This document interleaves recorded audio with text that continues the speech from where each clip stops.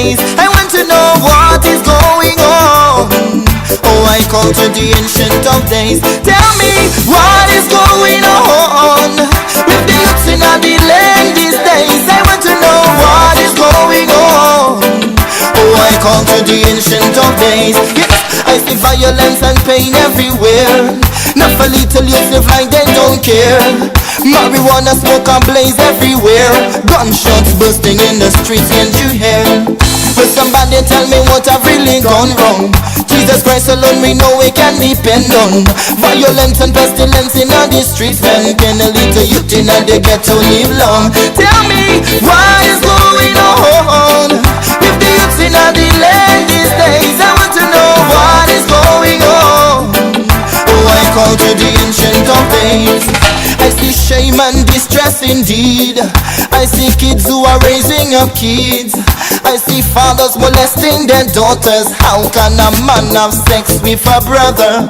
How can this boy escape his molester while this daughter is running for cover, being raped by a father or brother? That's why no one can live without Jehovah. Tell me what is going on with the youths in the land these days. I want to know what is going on. Oh, I call to the ancient of days. Tell me what is going on with the youths in the land these days. I want to know what is going on. Oh, I call to the ancient of days. Well, you don't know righteousness exalted for nation, but sin is a reproach to every man. Listen to the words that we say, you know. I see men get dressed up like women. I see women dissing some men. I see little youths raised without fathers while their mothers are hustling in strip clubs. Did you know that society is corrupting? Those you look up to are deceiving. Lawyers, doctors, pastors and leaders, better get in line or the blood is on your shoulders. I want to know what is going on with the youths in the land these days. I want to know what is going on. Oh, I call to the ancient of days. Tell me what is going on with the youths in the land these days. I want to know what is going on. Oh, I call to the ancient of days. Tell me, yeah.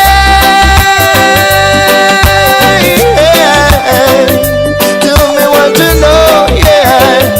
I really want to know. Help me. So many things are happening. So many things are happening, I say, yeah. The gunshots in the streets every day. Listen to the words I say. Listen to the words that I say. The cries in the streets, oh. I'm sending a warning, a prayer. I'm asking you, and the words that I say. What is going on? Tell me what is going on. So many things are happening right now. We're living in the last days of time.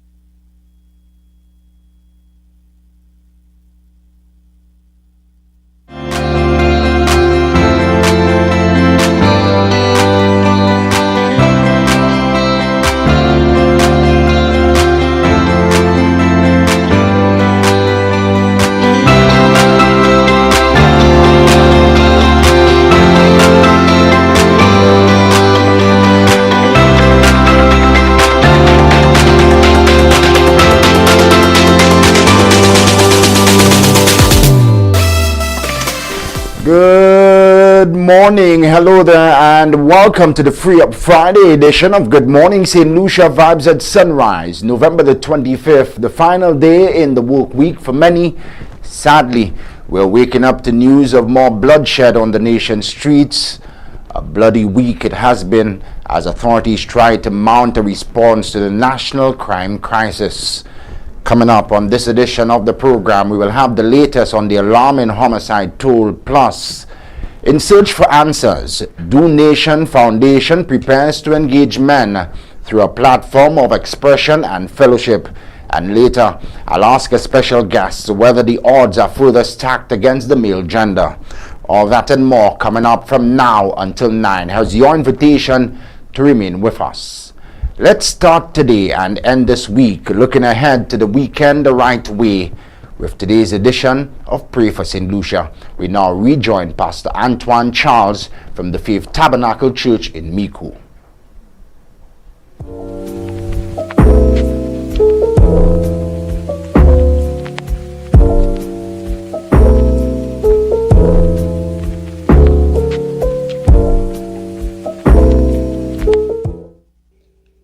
Good morning, St. Lucia. Once again, we can give thanks to the Lord for His goodness towards us. As we approach the weekend, another week has almost come and gone. I remember on Monday we asked God to be gracious towards us, watch over us, and we thank God that He has done just that. And to this we are eternally grateful to Him. There is, before I say this is your servant once again, Pastor Charles, Antoine Charles, that is, from Faith Tabernacle, Miku. There is a scripture verse from Lamentation chapter 3, verses 22 and 23. It reads, "The steadfast love of the Lord never ceases. His mercies never come to an end. They are new every morning. Great is thy faithfulness." And as we are about to experience the end of the week, of course, we can reflect, go back, and see how good the Lord has been to us, how much He has kept us, how good our great God has been to us. Although many times we are not too good to Him, we are not too kind to Him, we are not too faithful to Him, but we thank Him that He is always good to us. And to this we say, thank you, God, and demonstrate our appreciation to Him for all His loving kindness towards us and His great mercies through which He has enabled us to see day after day. Hallelujah. So we say thank you, God, once again for being so faithful to your people, St. Lucia. The week we had a few serious glitches, but it could have been worse.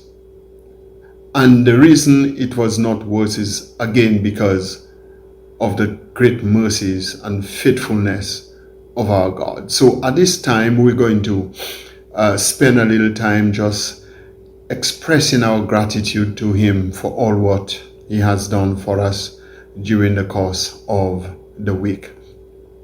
Our Father, Lord God, another time we express our gratitude to You. We thank You, O God, for first of all being our God. We thank You, O God, that as our God, You have taken care of us more than anyone else. Father, we woke up in the morning, O God, and Father, even before we ask of Thee, You have provided for us. And Lord, how can we not open our mouths and say thank You, Lord, for all Your goodness towards us. Father, thank You, Lord. Thank You for St. Lucia. This is our land. This is the only country that belongs to us, oh God, and You have been gracious to us. Father, we also pray that, Lord, You continue being merciful to us as Your people, merciful to us when, oh God, we fail You, when we do the things, oh God, that You are not pleased with. We say thank You, oh God, for Your mercies. The way you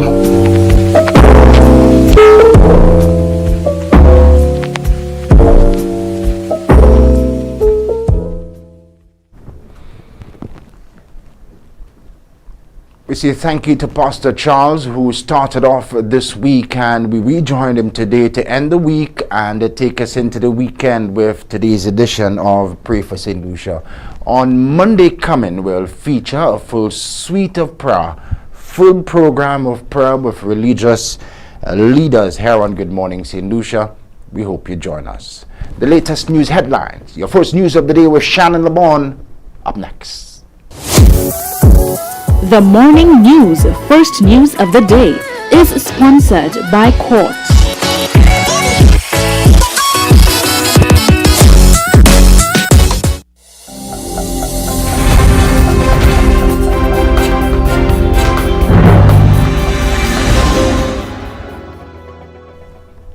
Good morning. We begin with news that gang violence continues to spiral out of control on the island as two young men have been murdered overnight.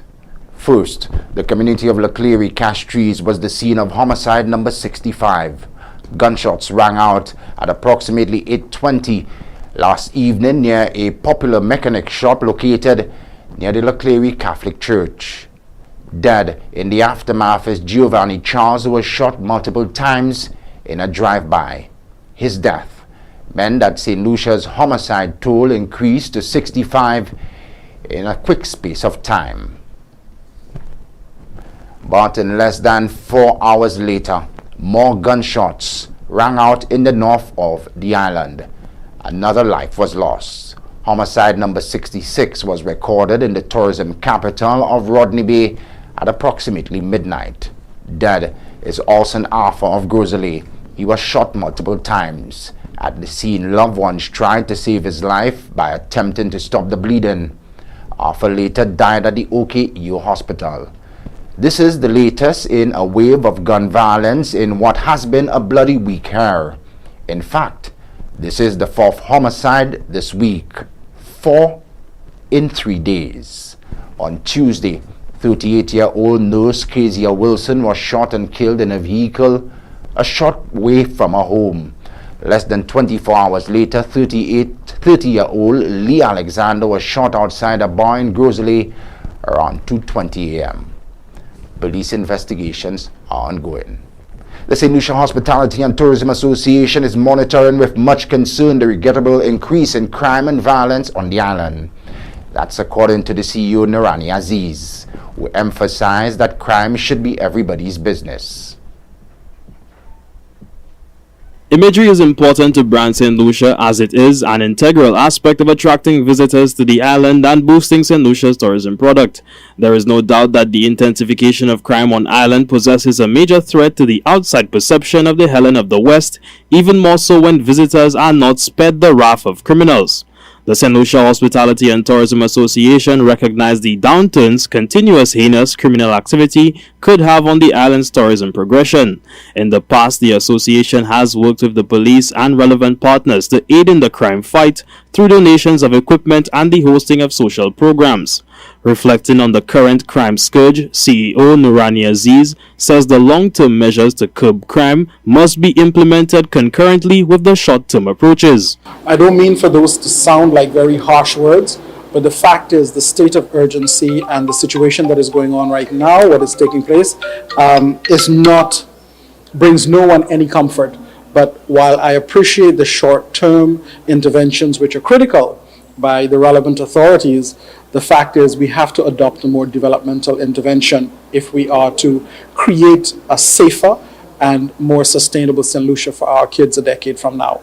Nonetheless, the association, Aziz says, continues to work with various social groups to address the societal deficiencies which foster an environment of criminal behavior. The association has been working with a number of organizations and groups, over 30 organizations and groups. We've mapped out a significant number of projects which we are hoping in collaboration with organizations like the Citizens for Peace and Prosperity, Planned Parenthood Association, and about 20 other agencies to look at various programs that we can conduct and apply at a community level to help rebuild those structures and re-engineer the change that we need to see happening at a community level. Reporting for the Hot 7 TV News, I am Kareem Nelson. Thanks, Kareem. Well, amid the violent crime wave, which has resulted in 66 homicides so far this year, former National Security Minister Herman Francis has said that Prime Minister Honorable Philip J. Pierre needs to show leadership. Mr. Pierre is also responsible for national security. The former minister said, quote, "The Prime Minister needs to show some leadership. You can't just go and say, well, it's another homicide and so on. You must start to put things in place," Francis, a former deputy police commissioner, told reporters. We will hear from the Prime Minister as well as the former leader on national crime crisis in just a bit. But first, a minibus bursted into flames Thursday afternoon in Vieux near the popular Sandy Beach. Moments prior, passengers had disembarked the bus. According to one, the vehicle had mechanical issues and would not start. The fire service was alerted and extinguished the blaze. There was no reports of injury. Well, Prime Minister Honorable Philip J. Pierre has once again bemoaned the current state of violent crime on the island. Notwithstanding the upsurge in criminal activity, the National Security Minister affirmed that his administration will continue to funnel resources to the police force to aid in crime fighting. He also provided an update on the construction of the halls of justice. The senseless bloodshed continued this week as the homicide toll climbed to 64. On Tuesday, a 30-year-old mother was murdered in her own vehicle, and less than 24 hours later, a man was fatally shot in Grosley while he was at a bar. Whilst public officials and police continue to say they are doing everything within their power to limit crime, citizens are still dissatisfied with the tactics currently being employed. Nonetheless, Prime Minister Philip J. Pierre has once again affirmed his commitment to arresting crime. He assures that his government will continue to procure resources for the police so that they are able to carry out their operations seamlessly. So I want to tell you that it's a work in progress. The crime problem is nothing that we like. We're trying our best, but I can't just go along utter words that have no meaning. I have to work with the police. I have to show confidence in the police. I have to give the police the resources that they need, which we are doing. And this year, I want to assure you that this budget is going to be very, very skewed towards improvement and giving more resources to national security. At the beginning of the year, Prime Minister Pierre had vowed that his administration would break ground on the Hall of Justice to help address the backlog of criminal cases. To date, that pledge has not been fulfilled. However, Prime Minister Pierre noted that he is in receipt of plans for the project and says an announcement will be made soon. The House of Justice again, you see, I'll tell you something. We have to do things one step by step. We are building the Grosley Police Station. We are repairing the Vieux Police Station and repairing all the police stations as they come. The House of Justice, I told you before, there was an issue where the police were worried about the location. Again, we yielded to the police. We said, no, you don't want to go in Bridge Street, we yielded to them. We didn't behave pig-headed like the last government, where they tried to put the police headquarters and the judiciary together. Even if both people said they didn't want it. We said, okay, fine. We listened to the people, we yielded. Right now, I got on my desk, I think yesterday, a plan for the House of Justice where we intend to put it in a different location.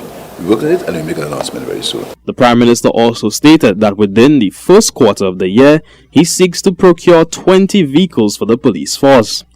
Reporting for the Hot 7 TV News, I am Kareem Nelson. Well, the former Prime Minister Alan Shastney has made a comparison between his administration's handling of the crime situation and that of the present government, and has leveled a scathing criticism at what he says now passes for crime fighting strategy. This comes in light of escalating violence and public outcry for a stronger approach to arresting crime. Alan Shastney has weighed in on the heightened criminal activity in country. The situation has become especially concerning for the citizenry in the wake of back-to-back murders in Goodlands and Grosley, respectively. Chesney expressed the frightening nature of the crime situation and the government's handling of the matter. He spoke of the former government's performance when it came to tackling the issue, and to him, it seems like the government has thrown in the towel and left its people to fend for themselves. What is more frightening is that this government doesn't seem to have any answers for it. They're just constantly throwing up their hands in the air, and they deal with every crisis the same way. It's always somebody else's fault. It's not their responsibility, and they don't know really what to do, and they don't think they're expected to do anything. Well, when you're in government, you are expected to do things. I can certainly look back at our own track record. We kept track of 10 serious criminal activities, and we were making inroads on all of them. Sadly, the murder rate was not one of them, but we felt that if we could bring down the rate of crime in general in St. Lucia, we'd eventually start solving the problems of the murders. But this government seems to have just given up on all those kinds of policies, and sadly, we're being asked to fend for ourselves, and that's a very sad day for St. Lucia. Meanwhile, Bradley Felix believes that the crime situation needs to be handled at all fronts and that measures need to be instituted by government, law enforcement, and on a community level. I believe honestly that a community as a whole, we all need to play our parts. We need to see more police presence. We need to see more activity for the police for the presence to be felt. The police cannot be everywhere all the time, but we need to get back to the point where citizens follow the rule of law. I mean, people cannot just be working so hard and then you have people who believe it's a free-for-all. We all as citizens need to take a stand. We need to stop condoning what we see and we believe is just, mischief. We need to take a stand and denounce some of the actions we see. And I've always said, some of the small infractions we see lead to the bigger ones. And I mean, you drive, you see people breaking the law with impunity, We need, as a community, to demand certain things from the police, from our security minister, to ensure that, things get tough on those who believe they can get away with literally murder. We are pursuing an update from the Royal St. Lucia Police Force, and we'll have an official shortly with us. Stay with us, but let's take a look at some more news now. The National Skills Development Center, NSDC, is extending an invitation to employers to partner with them in an effort to expose their trainees to the workforce. Employers who are interested in taking part in the program are asked to contact the National Skills Development Center via telephone or social media platforms. A new crop of NSDC trainees have completed study courses in various vocational disciplines and are ready to enter the world of work. The agency is currently seeking to collaborate with business places willing to aid in providing a forum for students to receive hands-on training in the form of internships. Mustafa Felicien, training officer at the NSDC, says that the center is currently in the process of facilitating documentation such as ID cards and health certificates geared at integrating the cohort of 200 students into the workforce, where their newfound skills and professional competencies can best be utilized. What's going on here today is us basically making our trainees aware of what the standards are, taking into consideration what hoteliers might want, and safeguarding not just our trainees but also the places of employment that we're going to dispatch them to. So we are facilitating their ID cards in terms of getting the passport photos done, as well as the medicals for their health certificates. It's very important for us to be able to send a high caliber trainee out into the workplace, which is the aim really of NSDC, to increase employability and for employers to know the standards at which we work with. So if there are any employers right now who are seeking, because we know the tourism season has just opened up, employers may use this as a great opportunity to elevate their workforce as well as provide more customer service. The great thing about NSDC trainees versus hiring someone, you have a caliber of people here who passionate about what they want to do. There's a difference between someone looking for a job and someone who intrinsically wants to get something done. So these are the people we're trying to promote, we're trying to put out there, and to let St. Lucia know that they're available. So to contact the NSDC, whether it be via social media or phone, if your business needs the added staff at this point. Mr. Felicia outlined the areas in which the center is seeking to attract internship opportunities for their students in an effort to entice potential employers to partner with the institution in this initiative. So a few of the areas that we're catering to right now at present for the market, areas such as food and beverage servers. We're looking at hospitality in terms of housekeeping, customer service, office administration, early childhood education as well. A bit of everything we try to dabble in, but I would say primarily in the hospitality area. We're also doing hair design as well and nail design for persons who are more entrepreneurial. Dane Jules, Communications and Public Relations Officer at the National Skills Development Center, says that the institution prides itself on sending out students with training of the highest caliber into the workforce. He says that an integral part of achieving that goal is to give trainees a realistic look at what will be expected of them once they enter the workplace.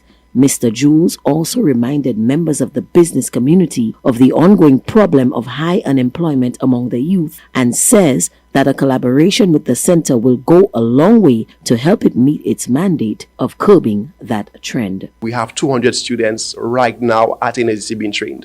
And one of the social issues that we have so far is unemployment. And as a result of that, we are seeing that the NSDC is contributing dynamically to ensuring that unemployment is reduced. So we have those students coming in. We're asking our stakeholders to partner with us, business places to partner with us to ensure that those students, after they've trained, and even whilst they've been trained as well, to ensure that they themselves can offer the inputs in terms of enhancing their skills and ensuring that at the end of their graduation that they will definitely be the highest level of skilled trainers that will not just function effectively on a local scale, but also internationally, regionally, etc. Reporting for the Hot 7 TV News, I am Eldridge Charles. Finally from us this hour, after weeks of delay, former Babonneau MP and Government Minister Alvina Reynolds has been officially sworn in as President of the Senate. Reynolds joined several women since 2007 who have held one of the highest positions in the land. Her predecessors include Rosemary Husbands Matra, Gail V. Phillip, Leon Theodore John, and Janine Michelle Jody McIntyre. Prior to Thursday's Senate sitting, the respective lawmakers opined on Reynolds' ascension to the seat of Senate President. Stanley Felix's legal troubles has paved the way for a new individual to be elected as Senate President. Felix was sacked on the advice of the Prime Minister after he was charged with perverting the course of justice in connection with his involvement in a high-profile homicide investigation. Well, after weeks of speculation and a delayed vote, Alvina Reynolds has turned in her senator seat to adorn the robe of President of the Senate. At the November 24th sitting of Senate, the former government minister was officially voted in by her peers to preside over the affairs of the upper house of assembly. At the sidelines of Senate, Prime Minister Philip J. Pierre highlighted that Reynolds' ascension is testament to the premium that is placed on women in St. Lucia. Well, I'm very pleased. I think all the ladies and the women in this country should be very pleased. We are showing our confidence in women. We are elevating Senator Reynolds to the President of the Senate. I want to thank Stanley Felix for his work as President of the Senate, and we are sure that Ms. Reynolds will follow the great tradition of Senate presidents, and we wish her all the best. Government Senator Lisa Jawahir shared similar sentiments as Prime Minister Pierre. However, she went a step further, stating that she believes Reynolds will be a champion for women's rights, as she has been bestowed the honor of being the island's chief lawmaker. Today is a significant day for us. We are seeing the swearing in of the first female president of parliament by any SLP administration. I'm particularly looking forward to that.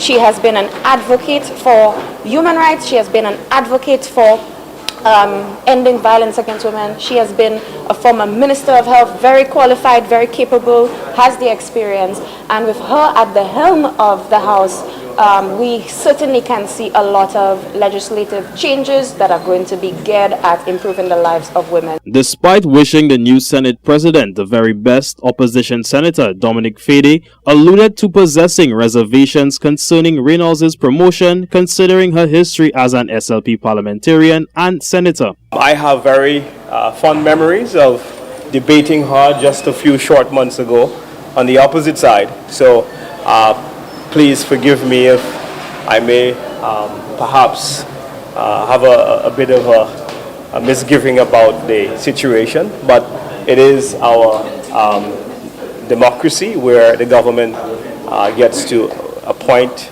the president of the Senate, and former MP for Babino under the St. Lucia Labour Party ticket, served as minister, so certainly a well-decorated political history and record and experience, so we'll see how that goes. Reporting for the Hot 7 TV News, I am Kareem Nelson. Thanks, Kareem. 6:43 now the time. Before we leave you, a recap of our top story this hour. Gang violence continues to spiral out of control on the island as 2 young men were murdered overnight.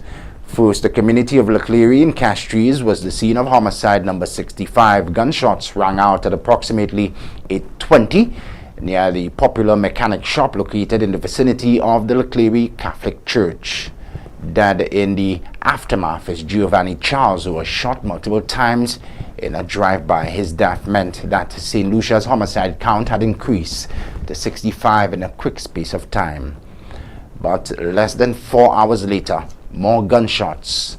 Another life lost. Homicide number 66 was recorded in the tourism capital of Rodney Bay at approximately midnight. That is Alson Arthur of Grosley. He was shot multiple times. At the scene, loved ones tried to save his life by attempting to stop the bleeding. Arthur later died at the OKEO hospital. This is the latest in a wave of gun violence in what has been a bloody week here. In fact, this is the 4th homicide in the week. 4 in 3 days. On Tuesday, the 38-year-old nurse Kezia Wilson was shot and killed in a vehicle a few yards away from her home.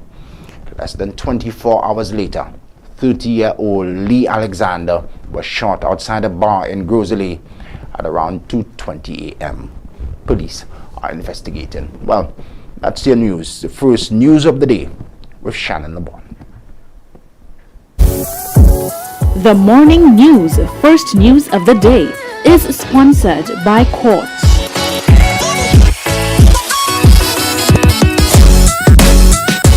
Black Friday deals continue at Quartz Optical. Shop now November 20th through to 25th and enjoy BOGO. Buy one, get one free. You heard right. Buy one pair of glasses and get a second pair absolutely free. Payment plans available from 3 to 24 months. Schedule your appointment online today on www.quartzoptical.com. It's easy and convenient. Black Friday sale continues. BOGO free. Only at Quartz Optical. Value you can see.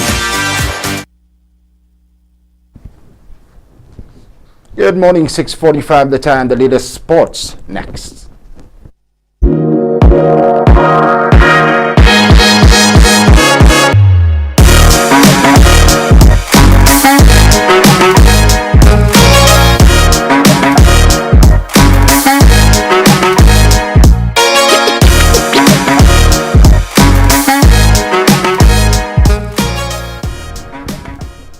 We sail off this hour with news on the Atlantic Rally for Cruisers. The 37th ARC set sail for St. Lucia this past Sunday, the 20th of November, from Las Palmas de Gran Canaria. A total of 138 of 143 strong fleet took the start for the 2,700 nautical sail to St. Lucia, with a long-range forecast promising good trade winds to wisdom to the Caribbean. Over 800 crew are taking part in the ARC 2022 on board a diverse fleet of cruising yachts with monohulls, multi-hulls and motorboat. One motorboat leaving the Gran Canaria last Sunday. Hosts of the start since the first arc in 1986, Las Palmas Marina came alive with the annual event once again. The city of Las Palmas has been excellent for provisioning and preparing for the crossing to St. Lucia, which is expected to take 18 to 20 days for the average cruiser. Rally organizers World Cruising Club have carried out safety checks for each boat and organized a varied program of seminars and social evenings in the lead up to the start, fueling the rally. Camaraderie evident on each dock of the marina. The departure of the ARC fleet sailing directly to St. Lucia means that a combined total of 234 yachts crossing the Atlantic under the ARC banner in November 2022. Local authorities are set today to host an official press conference at about 2:30 p.m. The final preliminary round match in the schools under-19 football competition was played on Tuesday, November 22nd at the SAB VG in a game reduced to 60 minutes. It was sweet music for the team from the St. Mary's College, who defeated Entripo Secondary 6-0. This as they achieved with a beaver hat-trick from Marquis Emily in the 54th, 59th and 65th minutes. His goals came and in the first minute of added time, and the others from Thierry Morrill, the 16th minute, and Rayson Harris got his goal in the 50th minute. Following the preliminary round of matches, the quarterfinalists have been paired today, Friday, the 25th of November, in the under-19 quarterfinals. St. Lucia Sports Academy will face Miku Secondary, and that match takes place from 11 a.m. and Granivier Secondary will face off with Babonneau from 1 p.m. at the Granivier playing field. Patricia D. James Secondary will face the Soufrière Comprehensive at the SAB from 1 p.m. and the Stanley John Ondub Secondary will face the St. Mary's College from 1 p.m. the Soufrière Mini Stadium. On Monday, November the 22nd, the under 15 quarterfinals will take place and is as follows. St. Mary's College will face the Argère Secondary at the SAB in VG, playing time 11 a.m. The St. Lucia Sports Academy will face up with Babonneau Secondary from 1 p.m. Soufrière Comprehensive will do battle with Cyrus Simmons at the Soufrière Mini Stadium from 1 p.m. and the Miku Secondary will face Vieux Fort Comprehensive Technical Center 1 p.m. Finally, to end the sports, as the first round of group matches came to a close, markers were put down and stars rose on day 5 of the 2022 FIFA World Cup. Yesterday, Group G and H got underway, and that meant a turn for Brazil, tournament favorites and recently unemployed Cristiano Ronaldo. The Brazilians are going for a record extending 6th World Cup crown in Qatar, and they face a tricky opening test in Serbia, but Richarlison made sure particular will surely be considered for the goal of the tournament. Ronaldo, meanwhile, Cristiano Ronaldo was focused on battling and getting past Ghana after a week in which he made his team on their way earlier in the day. Things got started with when Bril Mbolo scored against his country of birth to give scoot for the World Cup 2022 action today, as England and the United States, as Netherlands and Ecuador meet in Group A, while in Group B, Wales will be on track. Well, that's the final whistle on sports. Weather is next.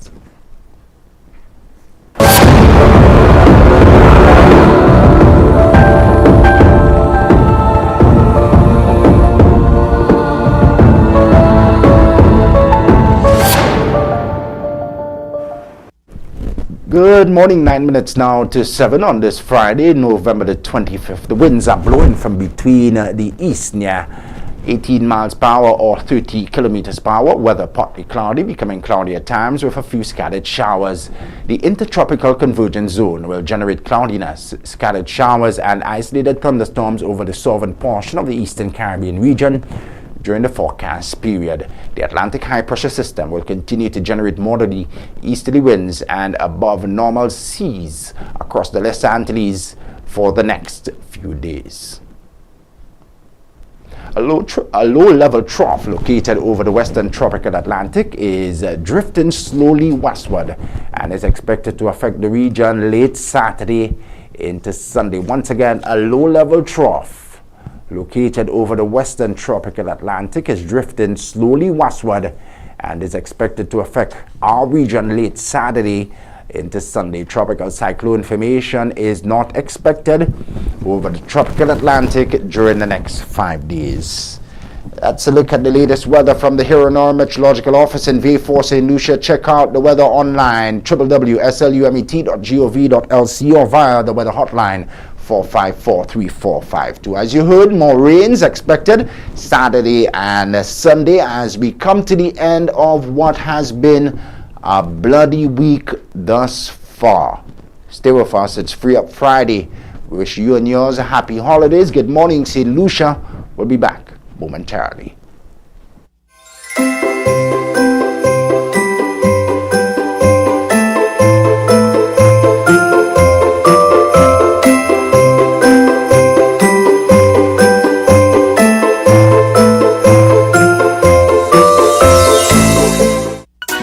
After a long year of waiting, Flow brings you the magic of Christmas giving.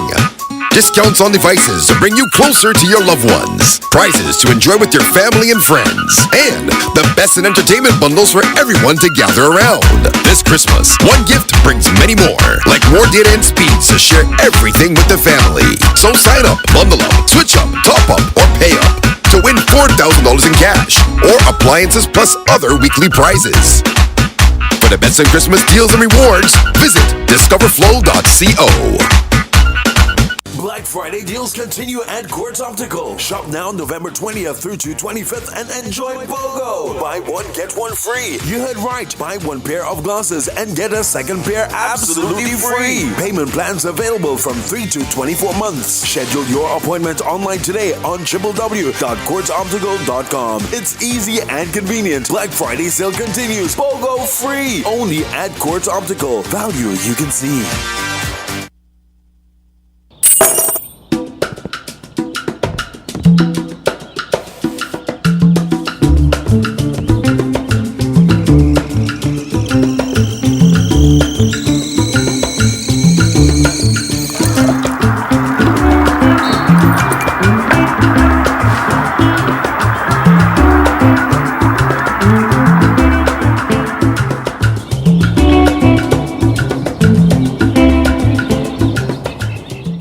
Get your clothes sparkling clean with whiter whites and brighter colors. Use Joby antibacterial washing powder. Ultra concentrated formula gives more washes with brightening factors added to keep your clothes looking new. And with the added organic fabric softener, your clothes will be soft and fluffy. Joby antibacterial washing powder is also effective in stain removal for cleaner, brighter, softer clothes with the sweet scent of early spring morning. Use Joby antibacterial washing powder. My family, my love, my Joby. Available at supermarkets island-wide. For orders, call 455-3076.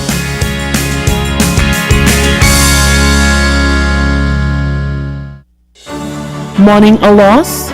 Hot 7 TV wants to help you celebrate the beautiful memory of your loved one with In Loving Memory, celebrating lives. Whether it's a birthday, a wedding anniversary, or some memorable occasion, or the anniversary of the passing of the dearly departed, Hot 7 TV will create a moving video tribute of that special person, showing how much he or she meant to you. Treasured memories, unforgettable moments. Share them with the world and repeat the airing as often as you'd like. Help keep your loved one's memory alive forever in the minds and hearts of all who care. In Loving Memory, celebrating lives. Contact us at telephone number 452-6040 or email us at inlovingmemory@caribbeanhottv.com.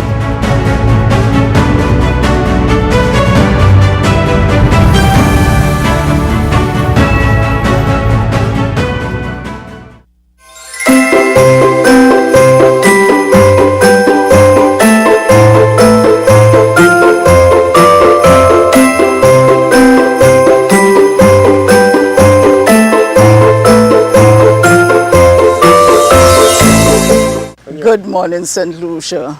Vibes at sunrise. an informative, enlightening, stimulating package. It can be taken as your morning cup of tea.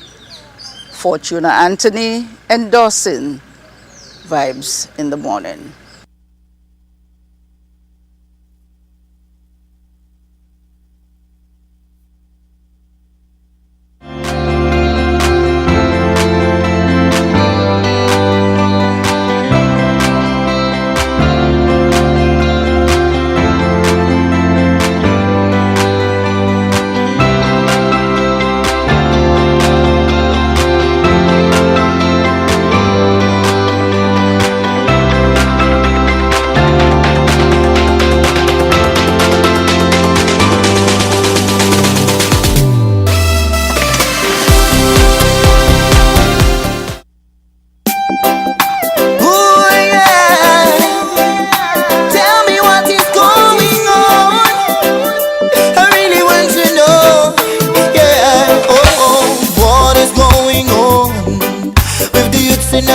These days, I want to know what is going on. Oh, I call to the ancient of days. Tell me what is going on with the youths in the land these days. I want to know what is going on. Oh, I call to the ancient of days. Yes, I see violence and pain everywhere. Not for little youths live like they don't care. Marijuana smoke and blaze everywhere. Gunshots bursting in the streets, can't you hear? Will somebody tell me what I've really gone wrong? Jesus Christ alone we know we can depend on. Violence and pestilence in the streets, and can a little youth in the ghetto live long? Tell me what is going on with the youths in the land these days. I want to know what is going on.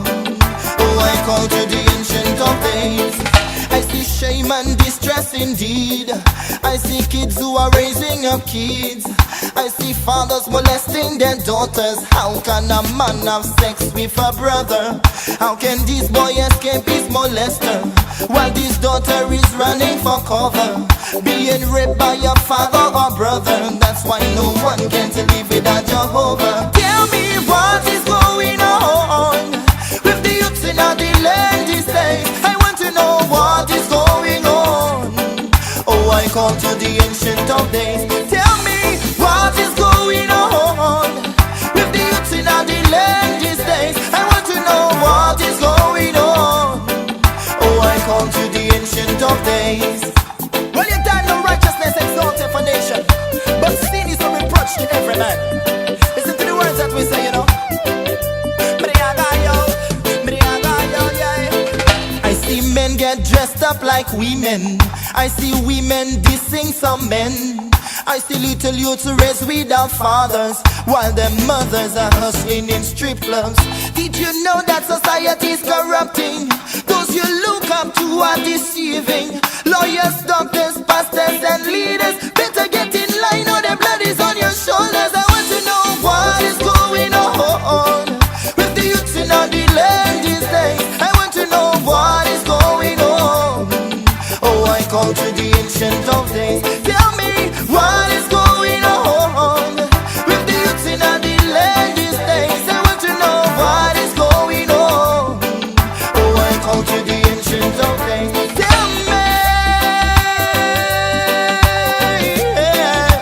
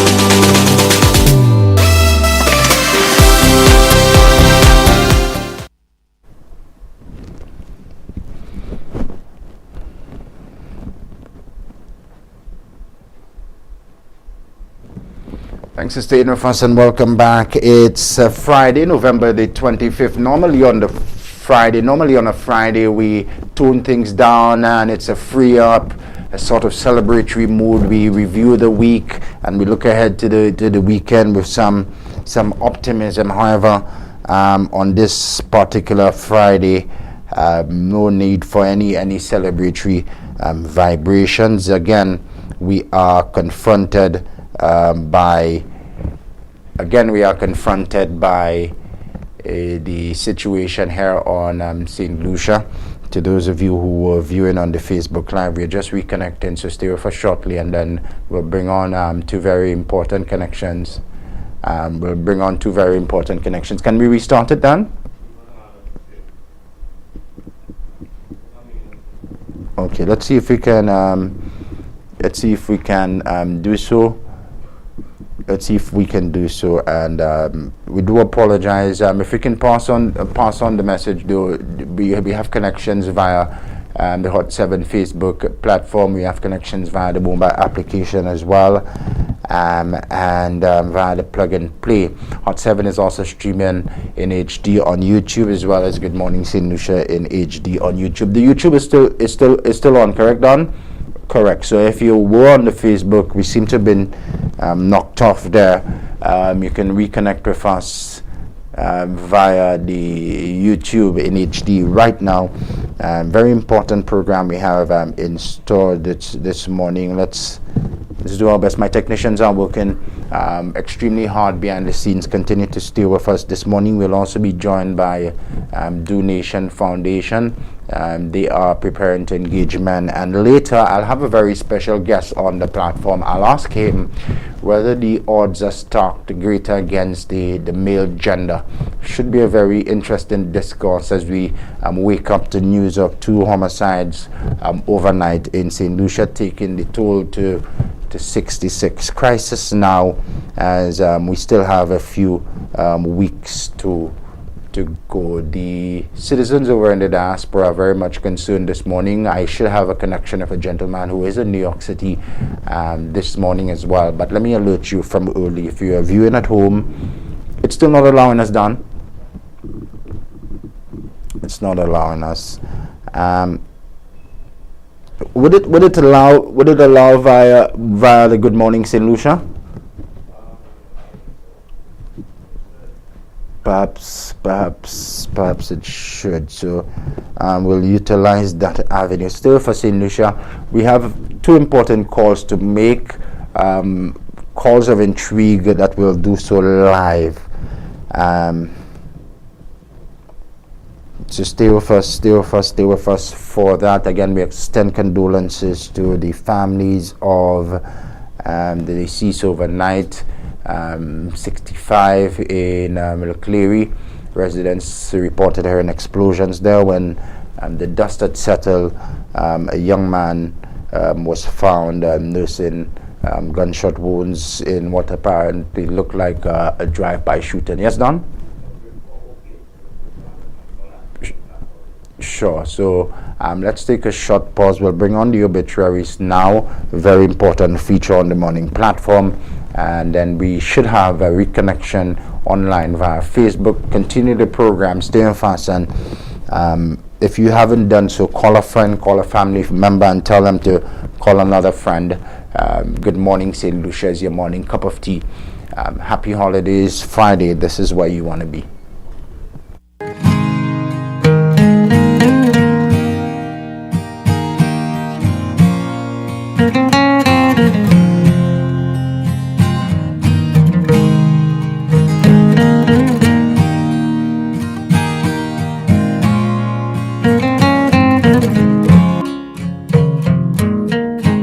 We are saddened to announce the death of Mary Alexander of the Mother Teresa Home, who passed away on Saturday, November 5th, 2022. She was 79 years old. The funeral service for the late Mary Alexander will be announced in a subsequent broadcast. Her body now lies at Crooks Funeral Home Limited, Fitbotay, Castries. May she rest in peace. We are saddened to announce the death of Mary Alexander of the Mother Teresa Home, who passed away on Saturday, November 5, 2022. She was 79 years old. The funeral service for the late Mary Alexander will be announced in a subsequent broadcast. Her body now lies at Crooks Funeral Home Limited, Fitbuteg, Castries. May she rest in peace. The death is announced of Pamela Tisser, also known as Miss Palm, originally of Joye Bellevue, but resided at New Romico. She passed away at the St. Jude Hospital on Tuesday, November 15, 2022 at 7:35 p.m. She was 72 years old. The funeral arrangements for the late Pamela Tisser, also known as Miss Palm, will be announced in a subsequent broadcast. Her body now lies at Lazarus Funeral Home, New Dock Road, Vieux Fort. May she rest in perfect peace.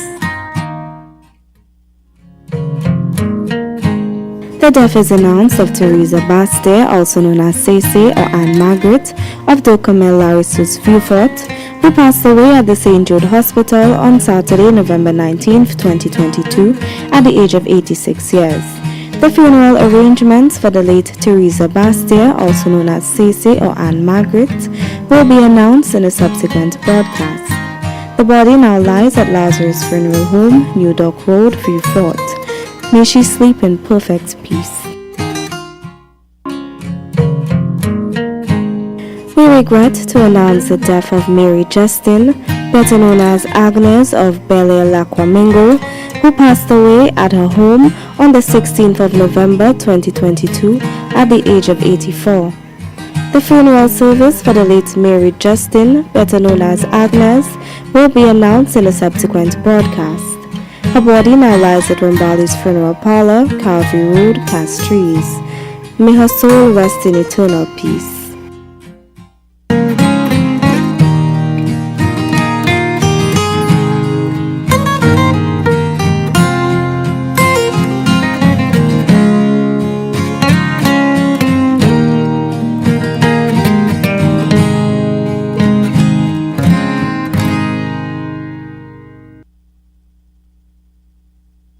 The management and staff of Hot FM Communications would like to extend our deepest condolences to the grieving families.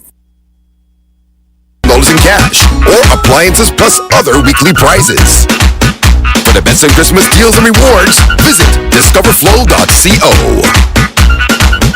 Get your clothes sparkling clean with whiter whites and brighter colors. Use Joby antibacterial washing powder. Ultra concentrated formula gives more washes with brightening factors added to keep your clothes looking new. And with the added organic fabric softener, your clothes will be soft and fluffy.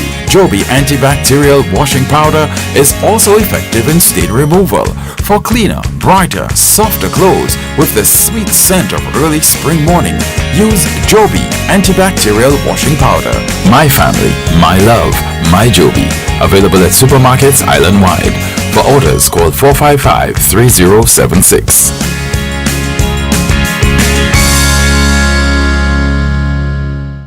Ooh la la! See what's new at Quartz. We've got great deals on living and dining room sets, appliances, electronics, and smart devices, and more.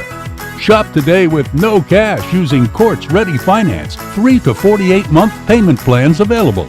Shop in-store or online at shopquartz.com. Come see what's new and take advantage of these great deals only at Quartz, bringing value home. Conditions apply.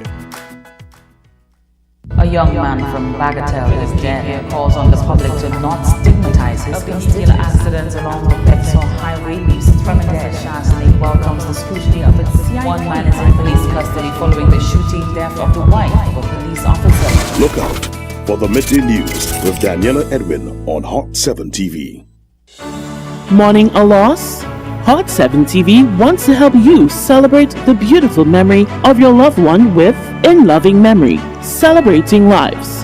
Whether it's a birthday, a wedding anniversary, or some memorable occasion, or the anniversary of the passing of the dearly departed, Hot 7 TV will create a moving video tribute of that special person, showing how much he or she meant to you. Treasured memories, unforgettable moments, Share them with the world and repeat the airing as often as you'd like. Help keep your loved one's memory alive forever in the minds and hearts of all who care. In loving memory, celebrating lives. Contact us at telephone number 452-6040 or email us at inlovingmemory@caribbeanhottv.com.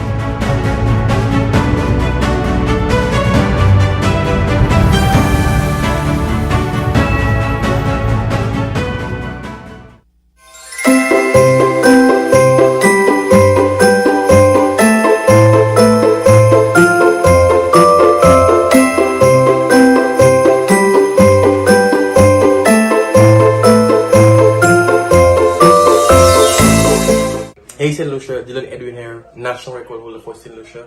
I invite me to join Channel LeBron show Good Morning St. Lucia on Hot 7 TV every morning.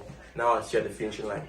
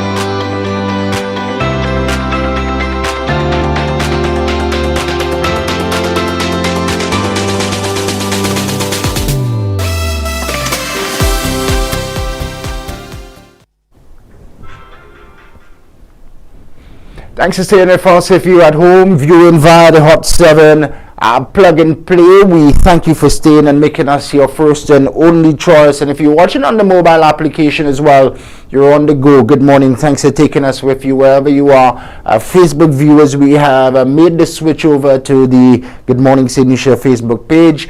Unfortunately, we were not able to restart the stream on the official Hot 7 Facebook page, but we're streaming in HD on Hot 7 via YouTube, also via Good Morning St. Lucia on YouTube in HD as well. Friday, the 25th of November. We're also on the Hot 7 mobile application. Thanks for staying with us. It's the end of the week, and just before we were taken off from Facebook, you heard the familiar voice and sound of Emran Henry asking the poignant question this morning: what is really going on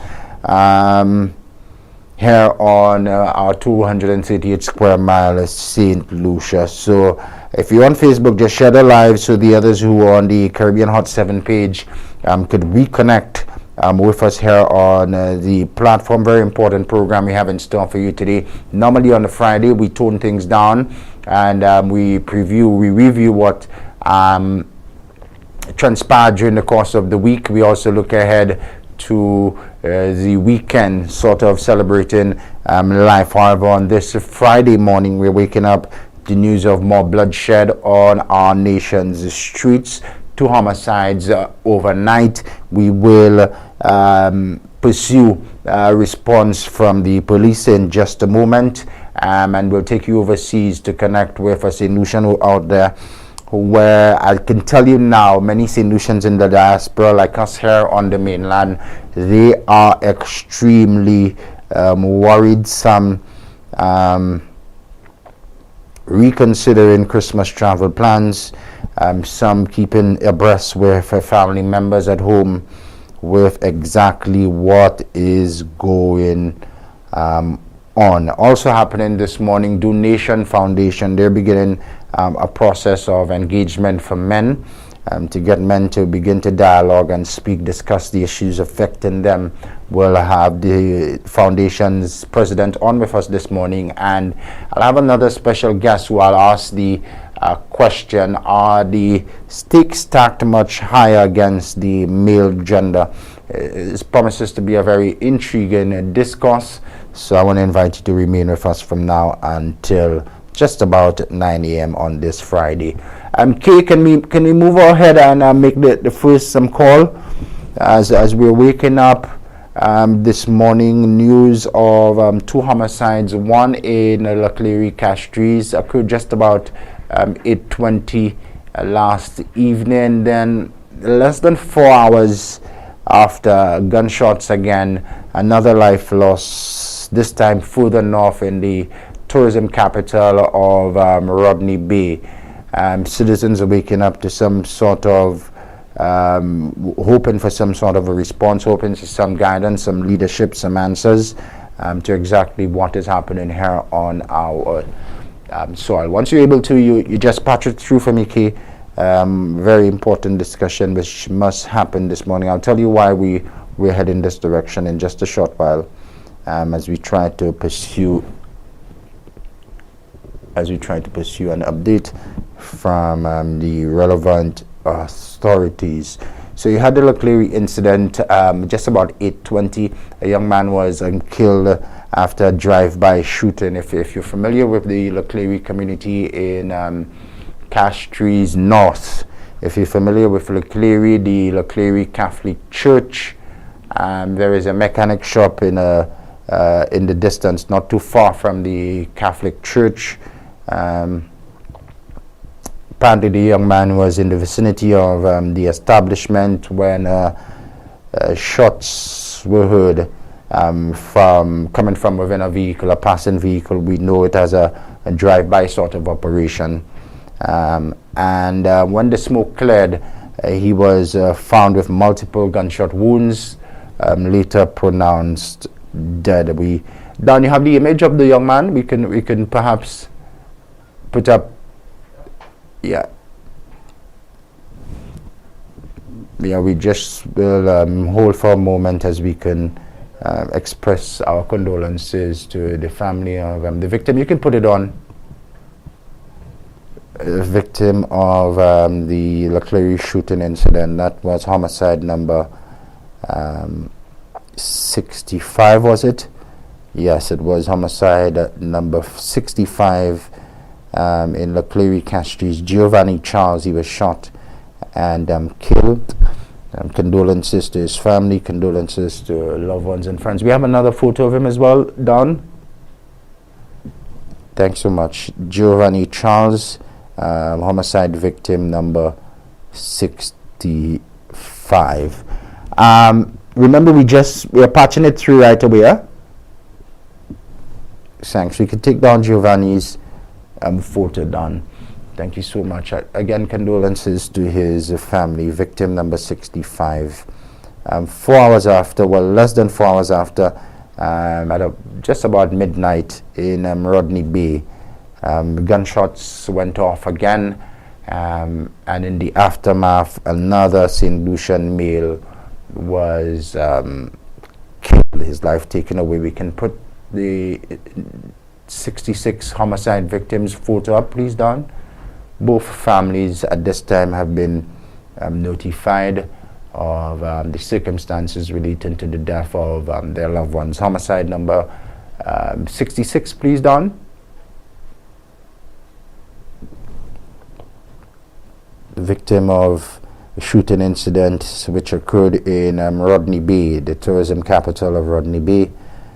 Homicide number 66, Olson Arthur, a resident of Grosley. He was shot multiple times on the Grosley stretch, and he later died at the OKEU. It's not ringing. Yeah, so let's patch it through. Let's patch it through on the air. That's the plan. Just patch it through for me. It's not the intention to have Key engage with them. That's number 1, please. We have another name, photo, sorry, of Olson. Done.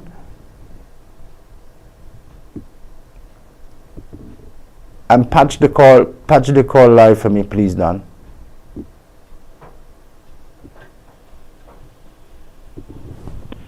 Thank you very much. Many citizens are waking up to this news, not just here at home, but in the diaspora as well.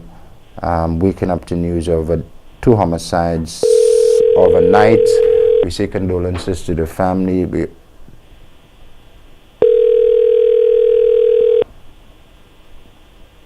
Of both victims. Olson's photo is now up. Thanks. You take it down.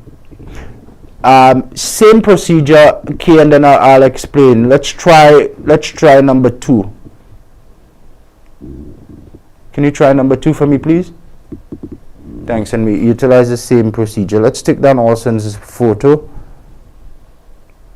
Thanks. He was 38 years. Loved ones did attempt to save his life by trying to block off the wounds and stop the bleeding, but he succumbed later at the OKEU hospital. And I can tell you this morning, the police are under pressure. Their resources are stretched at this point. There was a call about a week and a half ago right here on this program by a senior law enforcement personnel. He has asked the Prime Minister of St. Lucia to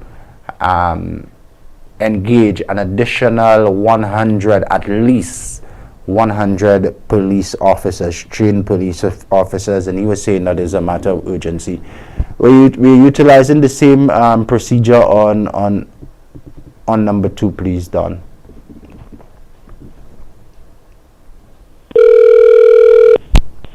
Thank you very much. Good morning. Good morning. Good morning. I was looking to get in touch with Ms. Descott, please. Who am I speaking with, please? My name is Shannon Lebon. Let me alert you, madam, it's very unusual time, so it's unusual circumstances that I'm calling you. Many citizens... Can I call you back in just 2 minutes? Can I call you back when I call? Can I call you back? You will call me back. Yes, thank you. Yes, I'm on another call. It's an emergency. Thanks. Thank you. I will await the call back. With high optimism, I really await the call back. The voice there briefly of the island's police commissioner, acting police commissioner Ms. Crisita Descartes-Pellius. We await with optimism the call back. We have for the past 7 weeks been in contact with our office. This morning, very unusual Friday, so very unusual circumstances in which we are reaching out to her. Many citizens looking for some sort of direction, looking for an idea of exactly what the police will do. We know that they have been on the ground. We have seen a greater presence of the police, but we're 4 in 3 days, Tuesday to Thursday, Tuesday, Wednesday and Thursday. With 4 homicides in 3 days. Citizens here and abroad, they are asking for answers. They are seeking some sort of direction. Our commissioner is on an emergency call, and she promises to call back. We await with optimism that call back. Again, we say good morning, and we give strength to the hardworking women and men of the Royal St. Lucia Police Force. They are stretched right now. Give us a call. Let's open the phone lines as well, Don. The landline, the flow landline, 4500 4500 and the WhatsApp 5840 600. Give us a call. What are your recommendations? I've shared mine this week. How concerned are you? What are your thoughts this hour? You give us a call as we await the police commissioner's call back. I'll also take you to New York shortly. As St. Lucia National members in the diaspora, they're very much concerned with what's happening here at home. So stay with me in just a bit. I will take you to New York City via the Flow WhatsApp line as well. 7:45. We have a very important connection to make. And Don, so let's Kay, if you can join me here, Kay, in main studio. Let's make our first connection as the phone lines are live, St. Lucia, so you can call us up throughout, and then we will engage you. That is the one that we're calling. Great, thank you so much, Kay. We'll take you now to New York City, where I should have a gentleman on.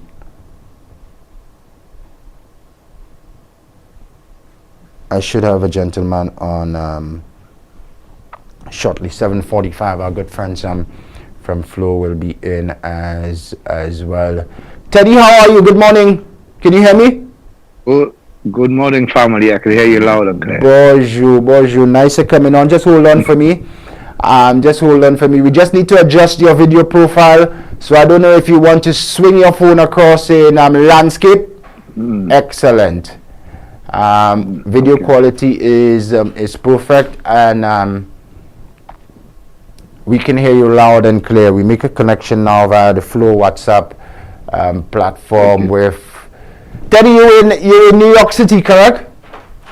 Yes, sir. Yes. I'm in Brooklyn, Flatbush to be exact. Teddy Z in Flatbush, Brooklyn. We had scheduled this interview to speak on Teddy's new music, well, not new music, but the release and the debut of a music video which we showed you on Tuesday of this week right here on the platform. But Teddy Z doesn't live with his head up in the clouds. He's a man with his ears on the ground as well, and very much in touch with what is happening at home. So I want to break the ice, Teddy, and get your views and your thoughts. What are the St. Lucians out in New York and your friends saying about what's happening here on St. Lucia? Well, for now, as of this morning, I have not spoken to many people. But throughout the weeks, in my conversations, people are already concerned about what's happening. Everybody is trying to figure out, how can we do something? How can we find a solution? We really want to protect the name of our beautiful island. But one of the problems that I find is that the information getting to the diaspora, well, especially over here in New York, is that I think that a lot of St. Lucians seem to trying to find the right word to use, but they seem to expound the whole situation. I spoke to somebody 2 weeks ago who said to me, I find it so crazy that a small island like St. Lucia, we already have 70 deaths, and I had to correct them, and try to say, you need to try to keep in touch with what's happening on the island. So what happens is that somebody gets a story, they expand on it, the next person gets a story, they add their 2 cents to it, and then the whole thing goes out of control. So while we're saying that, my message to St. Lucians is that, especially us in the diaspora, try to be more informed with what's happening in St. Lucia so that the information that we put out is as accurate as possible. Absolutely. It's very important that the information is accurate, especially to protect the name and the brand St. Lucia out there. You are concerned. What are some of your recommendations, thoughts? What do you think can be done to help stem this issue from the perspective of a concerned citizen? Well, I've thought about it, and I had an idea, a couple of years ago. For example, little things like, let's say you enter in the village of Canaries. We could put up billboards in those areas saying like, welcome to Canaries, this is a crime-free zone. So you getting in there, that the citizens who live in that area are on alert. But it has to be a program where you alert people and let them know, look, you have to look out for your neighbor. You have to look out for what's happening in your community. If you see a vehicle that's not normally in the neighborhood, driving around too many times, you have to be alert, keep your eyes open. It's almost like having a neighborhood watch, but people has to be educated, because having a neighborhood watch is something that has to be very carefully thought out, because what you don't want is that sort of vigilante justice.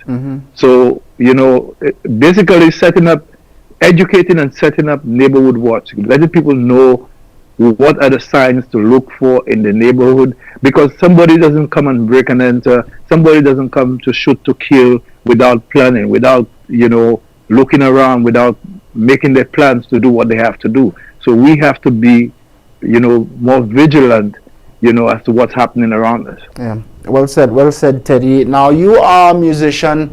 Let's talk a little bit about music and how music can be used as a vehicle, as a tool to help change the mindsets of some of the youngsters and to help stem the crime situation that's now unfolding here.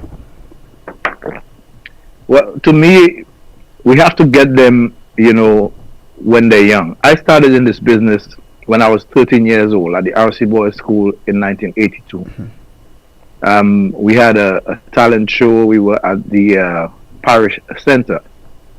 And since then, it was my passion before I first, climbed on a stage, and it remains my passion to this day. So, we have to just get the youngsters involved, show them a path. My former teacher at the RC Boys, Mr. Brian Francis, he started a boys group called Hits. There were like 5 or 6 of us. And, we were going out, and he kept us engaged. We were performing at all various school events. If the CCSS had a show, we would be, side performers there. The girls' vocational school, the SMC, wherever there were various school shows, we were there. We were performing. We were engaged. We were given, assignments. When the Lionel Richie album came out, he gave me an assignment to learn all those songs, every song on the album. Not with a promise that I would perform them, but I had to learn all of them, just in case. Learning all the lyrics of Bob Marley music, and so we were engaged. We didn't have a chance to think about doing, anything untoward. So I just think that with music, it's just getting the kids engaged, keeping them engaged, because you can, start something and then tomorrow, you're not being consistent. It's the consistency. So, if we have to engage the young people with music, we have to be consistent. We have to keep them engaged. Yeah. One more on music and the situation here. There's a segment of the population who believe that music contributes the evolution of the music has contributed to the crime and illicit activity.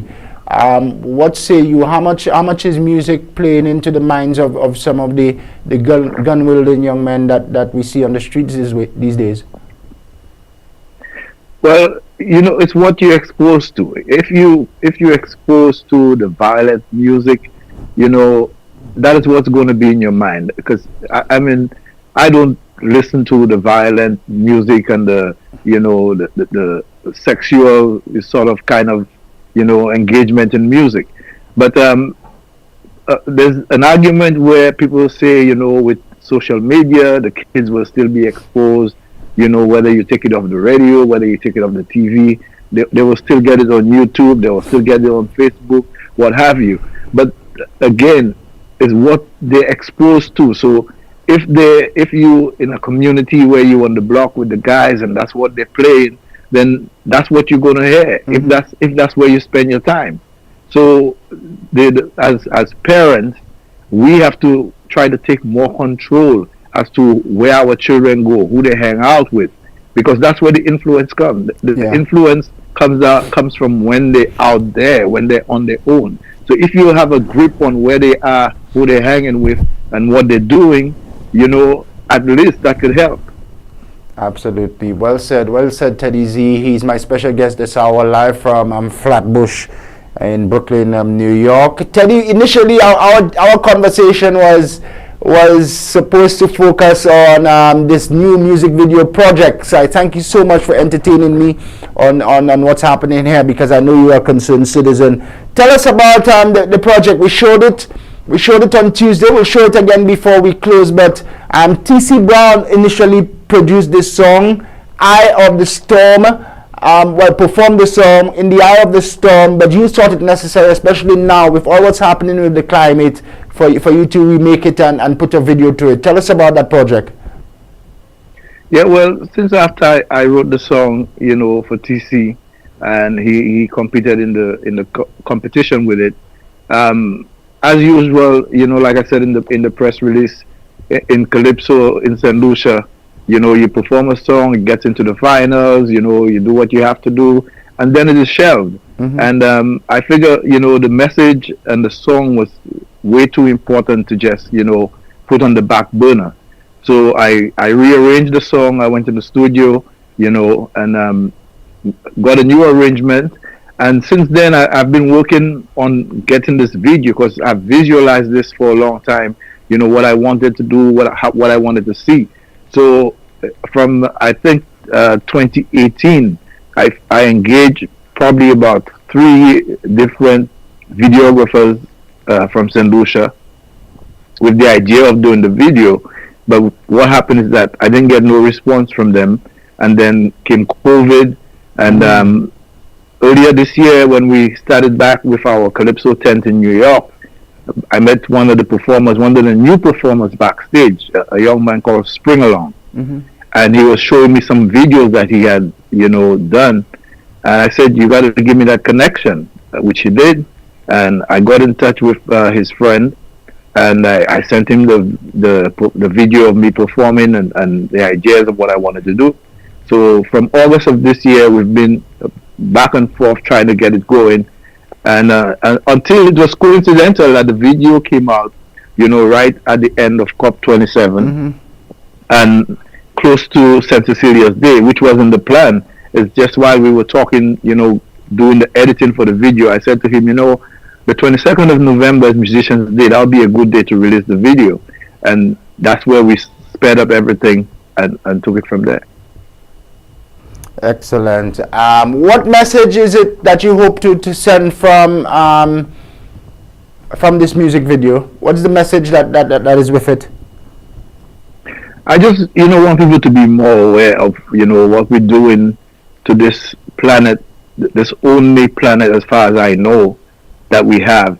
Simple thing. If each person just does one thing, how you dispose of your garbage, not littering, do some research, find out what's happening. You see the floods, you see the rains that we have, right now. we see how unusual it is. Find out, there are a lot of conspiracy theories out there, believe that it's just, the earth healing itself. Some people believe that, climate change is not real, and some people are of the opposite opinion. But, just think about it and do one thing. Just do one thing to contribute, to making the planet, a bit of a more greener planet, and, for the future generation. Nice, Teddy. I know it's nice seeing you. It's been a little while, and I know many St. Lucians haven't seen you as well. If you don't visit the Big Apple, so I'll give you a last minute to say your final greetings and send your final message to everyone here at home. Well, first, I really wanted to say thank you to a couple of people who contributed in one way or another. First of all, Roger Edmonds, who is the gentleman I work with. He's the one who comes to my house. We sit down and put the chords down to all my music before we go into the studio. So I really want to say a big thank you to Roger Edmonds. I want to say thank you to Dr. Jimmy Fletcher. He was the one who helped me out with putting together the final text in the video. As you can see at the end of the video, where it says this video intends to, etc., etc. So I want to thank Jimmy Fletcher for that. I also want to thank Mr. Gentle Benjamin. He is the CEO of GBTV. He's the one who did the recording of my performance in that video. And he's a gentleman I didn't know from anywhere. And he came to me one day after my performance and he said, since you've been performing in New York, I've recorded every performance that you've done. Excellent. And I used that video, that part of that video for the Eye of the Storm video. So, I mean, there are a million people. I want to thank T.C. Brown for bringing the song to life in the first place, and a million other people I want to thank. But, to all my St. Lucian people, let's stand strong, let's try to do whatever we can do to alleviate the problem, that crime problem that we're facing right now in St. Lucia. If you see something, like we say over here, if you see something, say something. Just by saying something, you can save a life.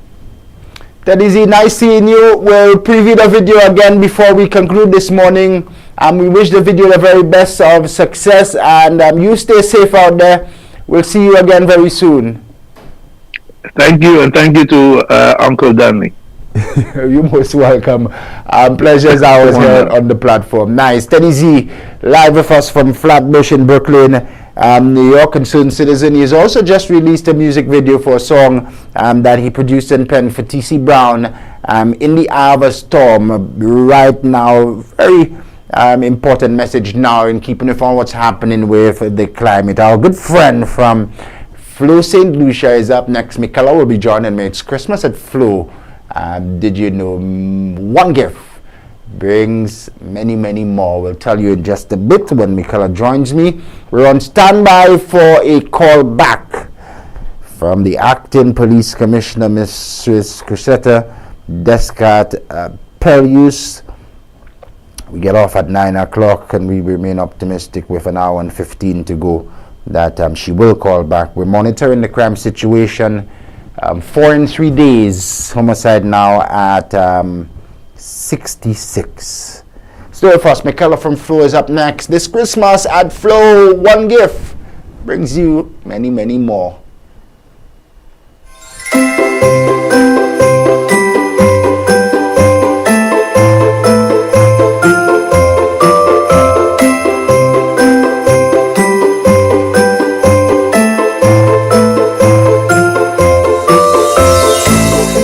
Black Friday deals continue at Quartz Optical. Shop now November 20th through to 25th and enjoy BOGO. Buy one, get one free. You heard right. Buy one pair of glasses and get a second pair absolutely free. Payment plans available from 3 to 24 months. Schedule your appointment online today on www.quartzoptical.com. It's easy and convenient. Black Friday sale continues. BOGO free. Only at Quartz Optical. Value you can see.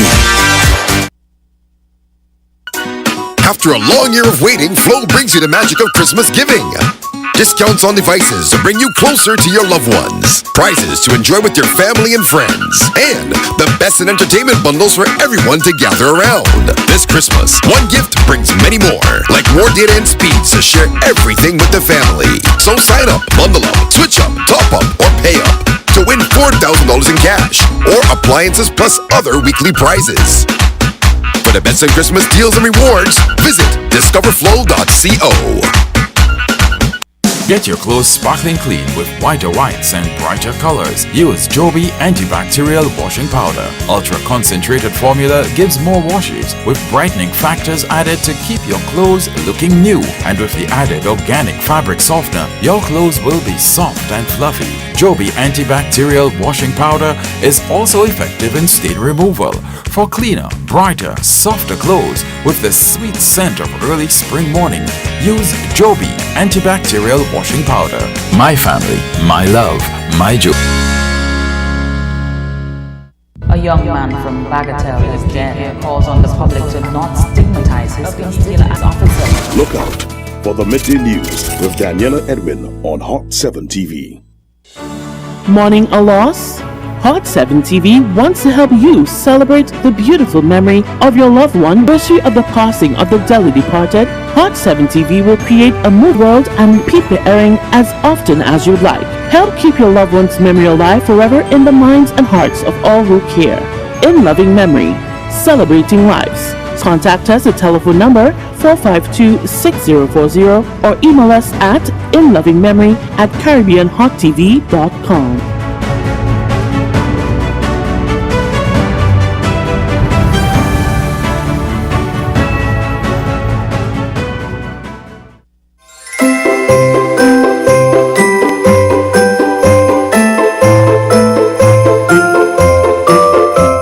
We ready for the road. Yo, St. Lucia, it's your boy Pablo saying a wonderful good morning to you wherever you are. And don't forget, every weekday on Hot 7 from 6 a.m. to 9 a.m. something called Vibes at Sunrise with your boy Shannon LeBon. Tune in to keep informed on the latest news and everything going around in the country. You don't know the vibes. Pablo in the building.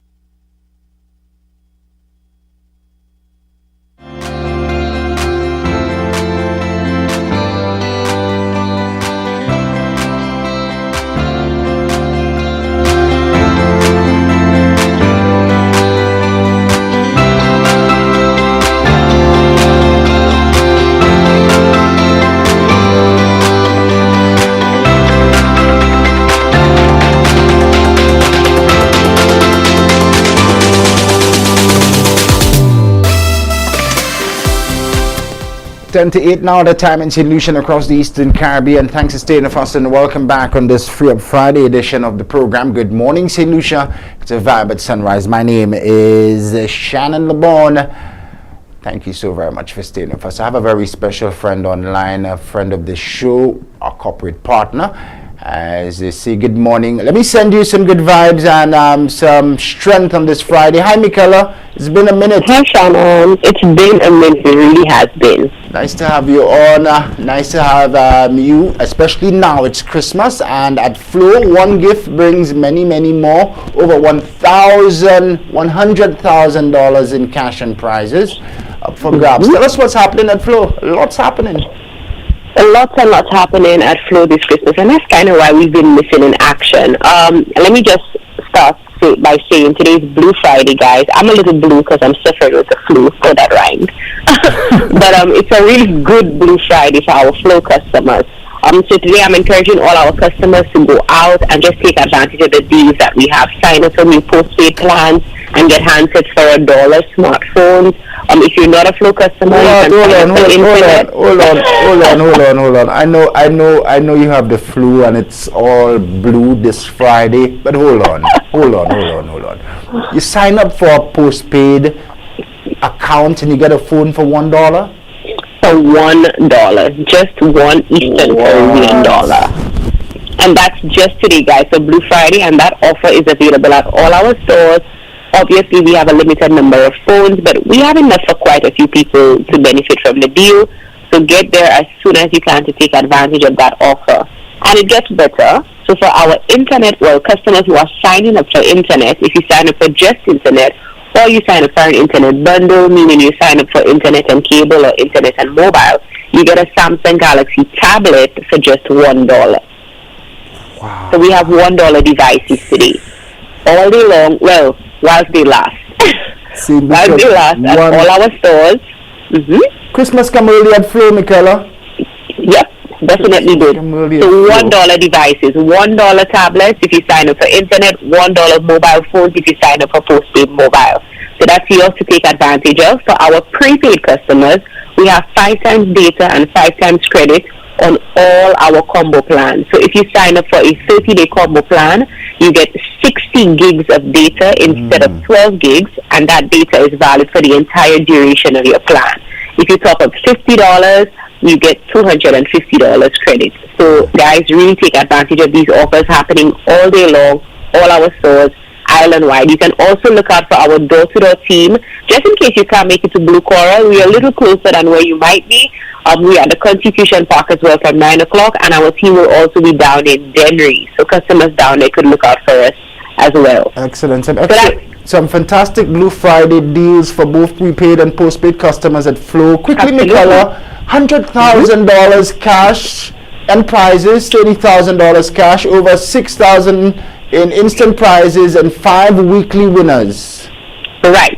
So for that, for our instant prizes, that's the 6,000 prizes, our prepaid customers are eligible for those. So you top up $15 or more, you sign up for a prepaid combo plan, and you get a chance to win one of these 6,000 prizes. We have data, credit, minutes, smartwatches, earbuds, wines, hams, and the list goes on. Wow. And how it works is, once you conduct the transaction, so once you top up $15 or more, and once you activate a prepaid combo plan, essentially you just get a text message with a link.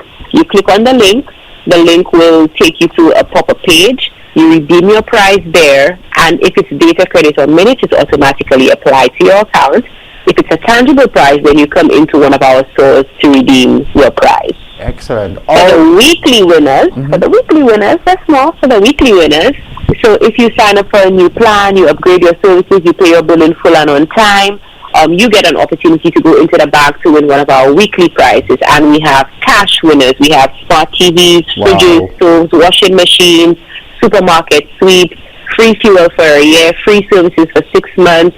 Some customers are even going to get free services for an entire year, and lots of other very exciting prizes. Today only, we're going to be giving away, we're going to choose 20 people who have switched from the other network to our network, mobile switch. So that's 20 bonus winners just today, Blue Friday, for customers who are making the switch. Each of you are going to get, it's C-Note Fridays. We call it C-Note Fridays. C-Note Fridays, you get $100 as a token of appreciation just for making that good decision. So make sure you come on over to our Baywalk store specifically this afternoon. We have very exciting prizes in store today from about 3 p.m. Come on up, check us out. We have little goodies in store. It's going to be a lovely Blue Friday. C-Note Fridays. Look at me on Jeremy Street after I get off here trying to encourage people to make this switch. Definitely, Michaela, lots happening at Flow, lots to take away for Christmas. You know what stuck with me though? The free fuel for an entire year. I didn't miss that. Flow is really doing it big for customers this year. Michaela, lastly, I know if you're shopping for somebody like Michaela, you needed to start shopping early 6 months ago. But if you're last minute, Flow has some fantastic gift items as well for the festive season. Absolutely. Introduced last year, where you could basically prepay bills for friends and family. And for that specifically, you could take advantage of our hybrid offer, where you prepay a small postpaid plan, is $57.50, and you take care of that person's bill for the month. And they have the opportunity to decide what they want to do with it moving forward, if they want to continue treating it as a postpaid plan or if they want to use it as a prepaid plan. Excellent. So that flexibility is awesome, an awesome gift for you to give to anyone that you love, a hybrid plan. You could visit any of our stores or message us on WhatsApp at 460-0024 to ask us a little bit more about how hybrid works. Excellent, Michaela. Lots happening. We wish you a speedy recovery. Let's talk again in the new week, but lots happening at Flow for Christmas. For sure. Kevin Louisi, Corporate Communications Manager over at Flow St. Lucia, on board with us today. Friday, as usual, it's always very easy to win at Flow. New service, pay your bill in full and on time, and of course, you must be a Flow customer to win. Over $100,000 in cash and prizes, and today, just today, Dollar Network. If you haven't already done so, hey, ditch and switch, alright?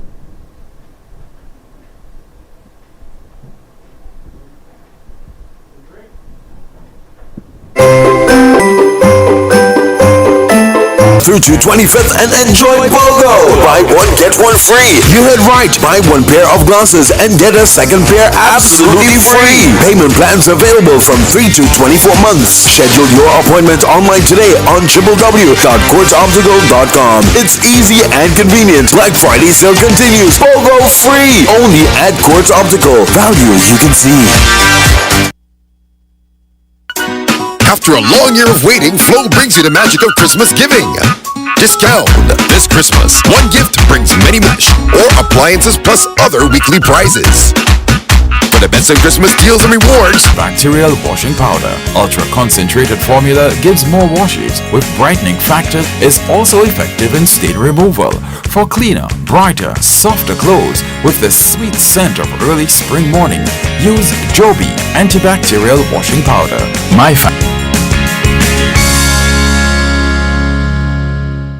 A young one man is in police custody following the shooting death of the wife of a police officer. You celebrate the beautiful memory of your loved one with In Loving Memory. Celebrating life. Hot 7 TV will create a moving video tribute of that special person, showing how much he or she meant to you. Treasured memories of all who care. In Loving Memory. Celebrating lives.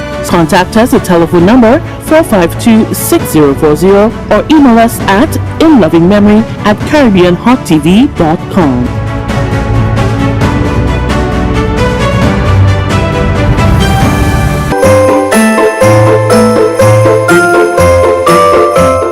Yo, Wagwan Massive, this is your boy, Moto there, and it's all about Good Morning St. Lucia, vibes at sunrise, with Shannon, LaBon, yeah man, 6 a.m. to 9 a.m, the thing is always lit on Hot 7 TV, you don't know, Moto endorsing the vibe, you don't know, what she like, she like the chicken,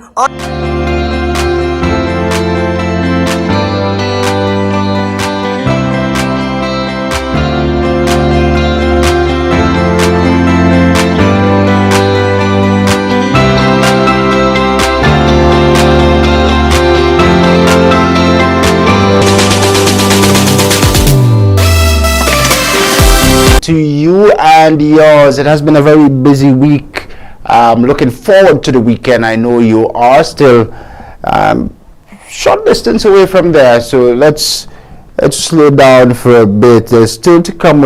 We have the Do Nation Foundation, and I have a very special guest on in just a while who I'll ask whether or not the odds are stacked against men more. So we'll have a very interesting conversation in just a bit. Continue to stay with us. We're also on standby for a call back from the island's acting police commissioner.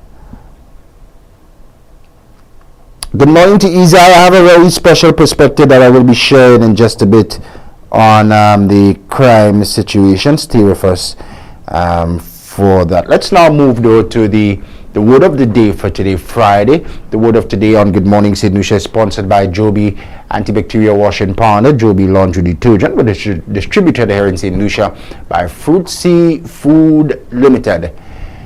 Joby Antibacterial Washing Powder, my family, my love, my Joby sponsors of the word for today, which comes on screen right now. Extirpate. Extirpate, interesting one, a verb today, Friday. Extirpate means to destroy completely and is often through not exclusively used in reference to plant and animal populations. It can also be used to mean to pull up by the root and to cut out by surgery. Interesting word today, Don, a verb, extirpate. It means destroyed completely and is often, though not exclusively, used to reference plant and animal populations. It can also be used to mean to pull up by the root and to cut out by surgery. Use it now in a sentence or word for the day.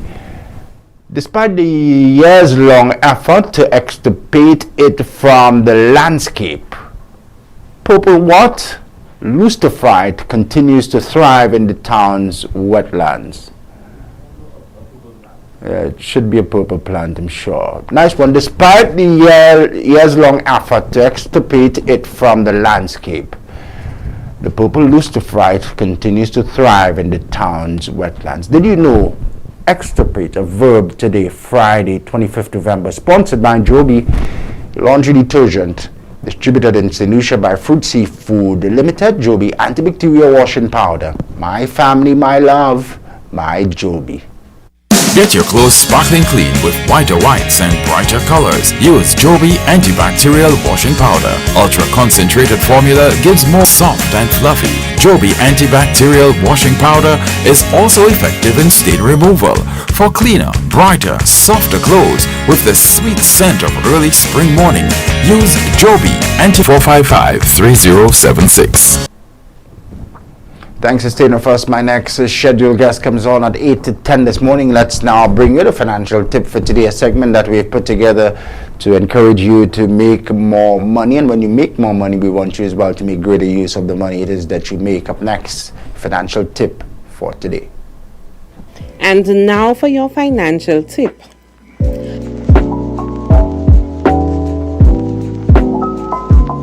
If paying monthly health insurance premiums seems impossible, what will you do if you have to go to an emergency room where a single visit for a minor injury like a broken bone can cost thousands of dollars?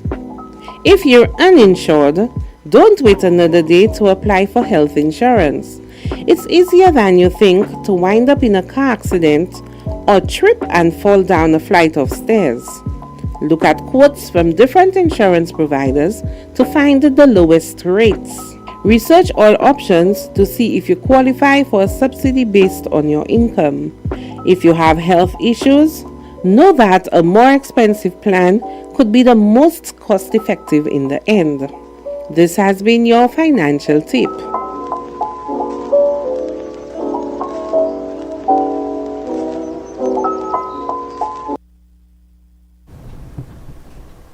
8 minutes now past 8 o'clock our time. Stay with us. Up next, my very special guest from the Do Nation Foundation. We go up until 9. There's still lots to come on Good Morning St. Lucia this Friday. Wishing you and yours happy holidays.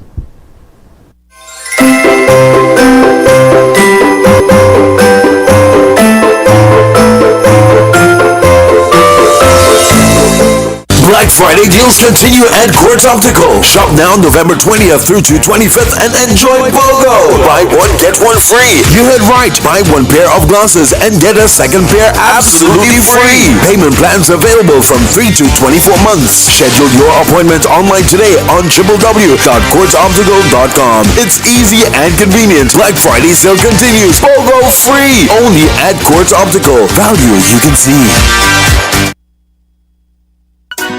After a long year of waiting, Flow brings you the magic of Christmas giving. Discounts on the gather around. This Christmas, one gift brings many more, like more data and speed, appliances, plus other weekly prizes. For the best in Christmas deals and rewards, use Joby antibacterial washing powder. Ultra concentrated formula gives more washes with brightening flow. Is also effective in stain removal for cleaner, brighter, softer clothes with the sweet scent of early spring morning. Use Joby antibacterial washing powder 076.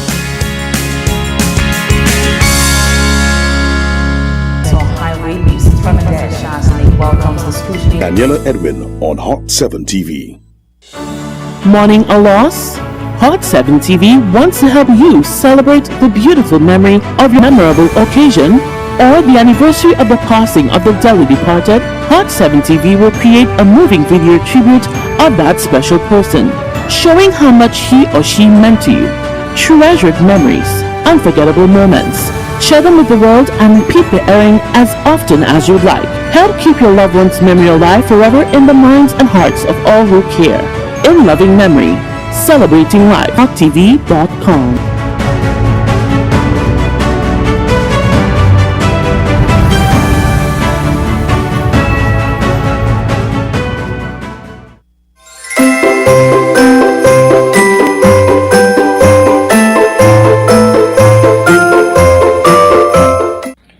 Hi folks, I travel quite a lot and would sometimes be out of the country for weeks at a time. The good news is that because of the internet and modern technology, I can always stay in touch with what's happening in St. Lucia. And when I do, my go-to site is Good Morning St. Lucia, Vibes at Sunrise with Shannon Empire LeBon. Up-to-date news, good discussion, interesting guests, and a great host. What more could anyone ask for? My name is Richard Peterkin, and I endorse this message.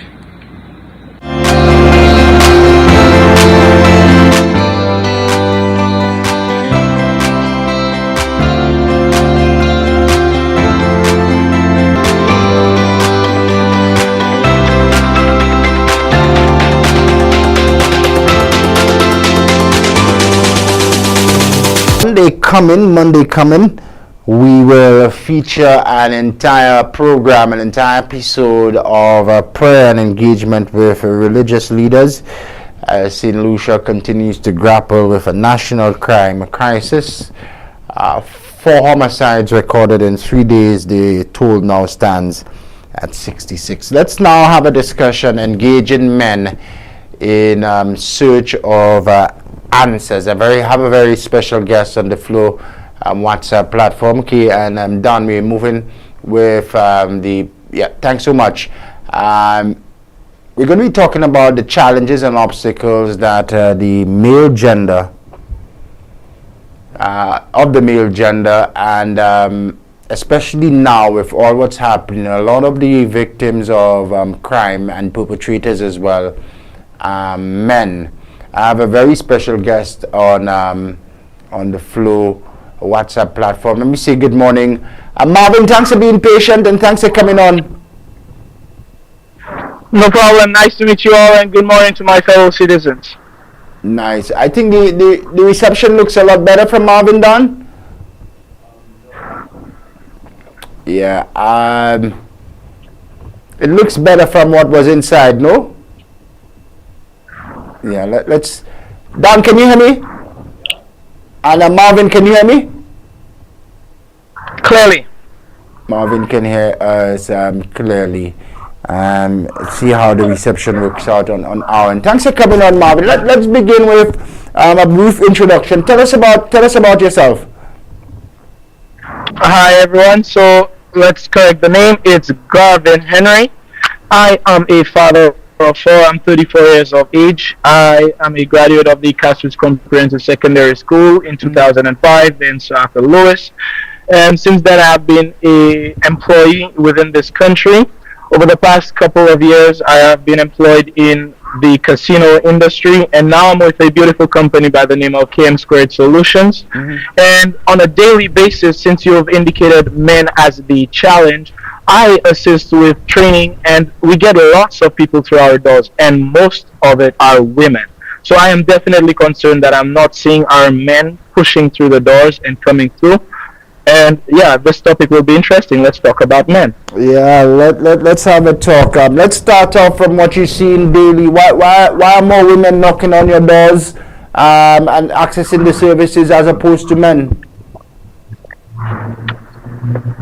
For some reason, I can definitely see that the women are outshining us in numbers. They're driving more for success, and there's something that they're doing that we men are not. I think men need to reinvigorate their spirits and realize that we are the species required for the survival of the human race. We need to step up our game and live up to that expectation and not just rely on the fact that we are men and we are here, because that concept will eventually drive us down. It will allow the women, which is our counterpart in this race, to dominate us in everything. Everything from finance, school, athletics, and everywhere else. We need to step up and fill in those gaps. currently on a daily basis when the employees come through the door, the men are more relaxed than the women. The women are driving and they want. There's a hunger in them for growth. I don't see that fire in our men like it should be burning. I think our men need to reignite that spark and remember that we need to be the ones driving for the production of our species. Excellent. And give us your reflection as a young man growing up here in St. Lucia, against the backdrop of all what's happening, against the backdrop of the criminal activity that we see happening. What keeps gravitating men towards crime, especially young men? The lack of their time being consumed constructively. Young men have too much free time. Young men have the opportunity to be out there, and this is what is allowing them to do this. We as a society need to revamp some of our structures to keep people more engaged. A lot of our St. Lucian people have the ability to be free. And when I say be free, look at the young men on the blocks. They get up, they have nothing to do for the day, or there is something, maybe they capture it within an hour or two, and then they're free up to do whatever they want. That opportunity of being free, those hours, those for violence, they become impatient. What they want to achieve is not being achieved because since they're free, it's not being productive. And if you're not being productive, obviously later on when you can't get what you want, certain factors are now going to play into your life. You're now going to fall victim to the opportunities that are being handed to you. It is more social activities, activities that keep our young men engaged for more than just 2 hours a day. It consumes their time, so by the time we're done with them, they're off to go home, relax, obviously have them driving towards a better future than having them just free to do whatever they want, and then we all are being caught by them doing whatever they want. Based on what you've seen and what you just described, if we're not making a U-turn, so to speak, if we don't make a change quickly, would the male gender be an endangered species? Yes, definitely will be, and we're currently along this road to becoming an endangered species. Already we are seeing certain countries with ratios like 7 women to 1 man. There are some places where it's even higher. You've got numbers like 11 women to 1 man in some countries.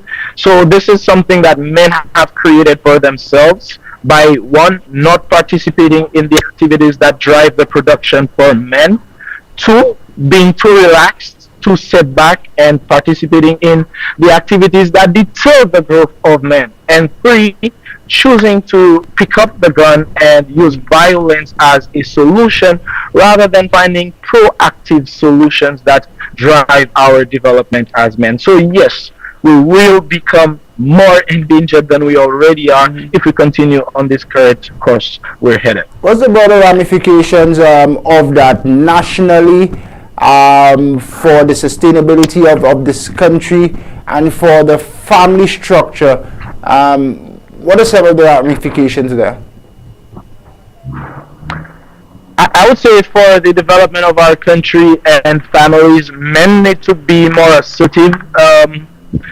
If men don't play the part that they should, then the structure that is currently trying to uphold our society will fail and it will fall. Because if you look at a family, any kid raised in a family where the father figure is present and being positive, that kid tends to have a natural, different character than a kid who is being raised in a family where the father figure is not present, or where there is one but he's not asserting the father role like he should. So there is an influence that a man plays in either of those structures. So it is important that the individual, the male, stands up, be productive, be righteous, be prepared to assist, and that is the only way our current society in St. Lucia will develop and continue to grow, so that we could have fruitful kids who are prepared to continue the structure that we're setting for them today. That is how our society will become stable. The COVID-19 situation has taken a lash on the entire globe. we here in St. Lucia have truly felt the impacts of it. We can see how it has changed the employment structure. We can see how people have had to revamp their ideas. And men, I encourage the men to not let this deter us, discourage us, or make us feel any less of ourselves. This is the perfect opportunity where we should be showing strength. We should be prepared to pick up people, pick up the families which are fallen, be assertive, be willing to assist them, go the extra mile so that we could reinstate that we are here as men and we can make things return to normal. If we sit back and relax and wait for it to return to normal, who's going to return it to normal? It's us. We've got to do this. We've got to step in, pick up the ball, and get things rolling. Absolutely. From your perspective, what does it seem like the young men in crisis and lacking direction?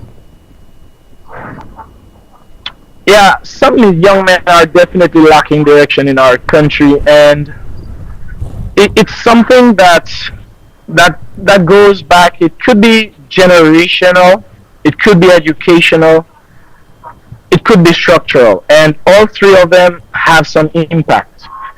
Now, our people have always been the type of people who drive for progress, and we have a strong cultural impact in what we're doing. Our young men in today's evolving society, we need to remain focused, and we need to see and set a goal, work towards it, and not let the hurdles of life, especially what's just happened, deter us from getting towards those goals. We have to be mindful and remember that obstacles will come. No matter what you set or what you do, obstacles will come. But you need to be sound-minded to overcome them and continue going forward. It's like you say, you can't swim, but ultimately the goal is we got to get across the river. So guess what? It's either you sink and swim. And if you can't swim, I encourage you to at least try paddling, try doing some form of movement that will keep you afloat moving forward. If you do nothing, you will eventually sink. And that's the same thing going on with today's society and the changes that have been happening. We as men need to continue moving forward. Excellent. These obstacles that you point to, Garvin, I will ask you, are these obstacles far more stacked against the male gender than women?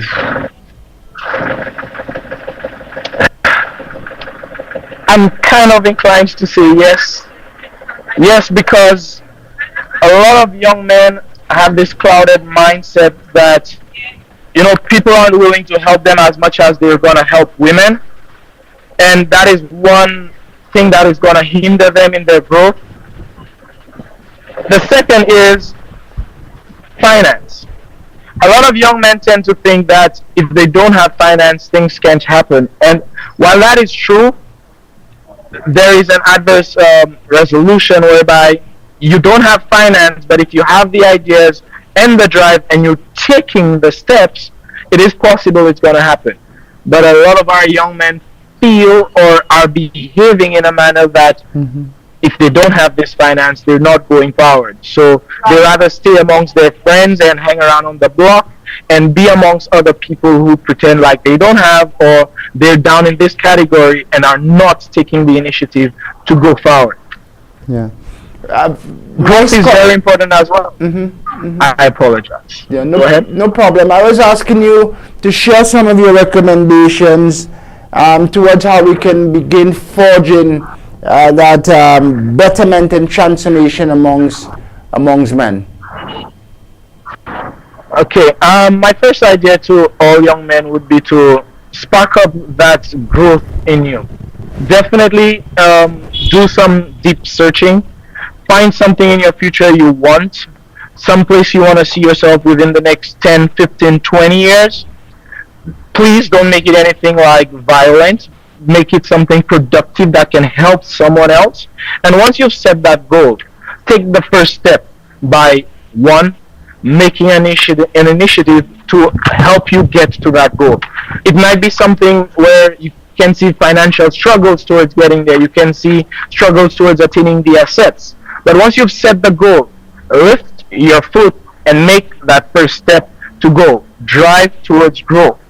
Ignore the factors that are trying to keep you behind. You need to definitely grow. Seek for yourself, for your family, for your friends, the better tomorrow than what you have today. Yes, you already see something in your hand, but guess what? If you have a seed in your hand, if you plant that seed, tomorrow you're going to have way more seeds that you can share with your friends, share with families, and everyone else can have a better future lined up for them. Obviously, you have a very strong and good head on your shoulders. You've represented well. You're saying all the right things, Garvin. I think what's critical for us as a society is to package those messages into tangible, day-to-day, livable experiences for the young men, especially those at the front line of criminal activity. Very true, sir. Very true. And I'd like to encourage all of our young employed citizens who are out there facing it. Be upright, be disciplined, remain as bright as you are. And when you see another brother who has not taken the initiative, encourage them. Have that one-on-one conversation. Drive them for the future. We're doing it for all of us. Yeah. Thank you, Garvin. Thanks for coming on. No problem. You have yourself a productive day and stay safe, everyone. You as well. Interesting young man, very thoughtful and interesting perspective as well shared with us as we speak on some men issues and how we can begin the engagement of men, the male gender under siege apparently, with all what's happening here on our 238 square miles. We have just about 30 minutes left. Still to come, Donation Foundation. The president, Dan, will be my very special guest momentarily. And as you guessed, we're still on hold for the callback from the island's acting police commissioner. Friday. Stay with us. We'll be back in just a bit.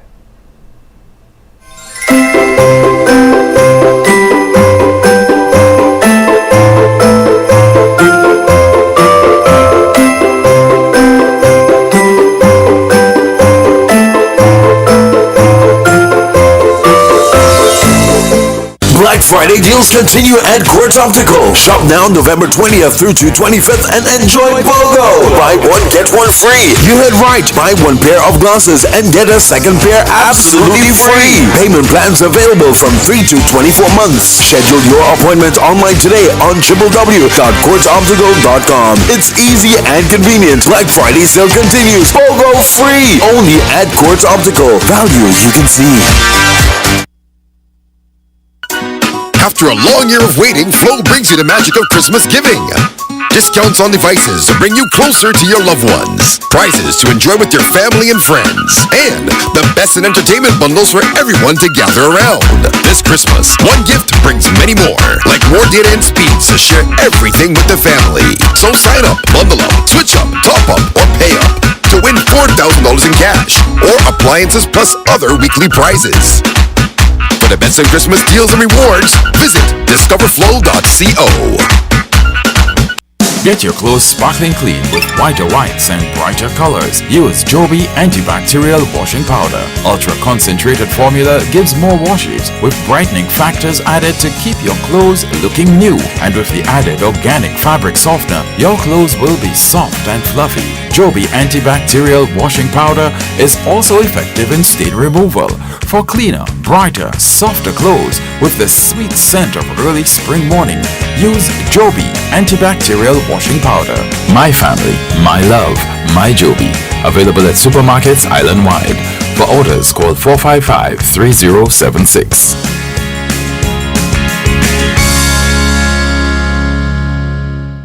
A young man from Bagatelle is dead. Calls on the public to not stigmatize his steel accidents along the Bexar Highway leaves Tremendous Chastity welcomes the scrutiny of its CI. One man is in police custody following the shooting death of the wife of a police officer. Look out for the midday news with Daniela Edwin on Hot 7 TV. Mourning a loss? Hot 7 TV wants to help you celebrate the beautiful memory of your loved one with In loving memory, celebrating lives. Whether it's a birthday, a wedding anniversary, or some memorable occasion, or the anniversary of the passing of the dearly departed, Hot 7 TV will create a moving video tribute of that special person, showing how much he or she meant to you. Treasured memories, unforgettable moments. Share them with the world and repeat the airing as often as you'd like. Help keep your loved one's memory alive forever in the minds and hearts of all who care.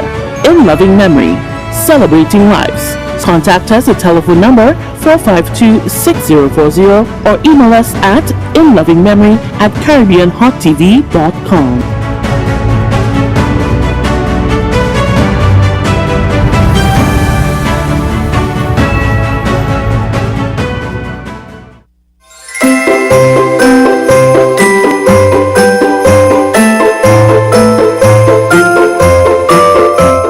This is the 2022 Power Soca Monarch First, inviting you to tune into Hot 7 TV. Good morning, St. Lucia. Big up. Now that she spend it, no lawyer can defend it. Can be broke if she buys it. She must eat all your money. Because God made man, man made money. God made woman to eat man money.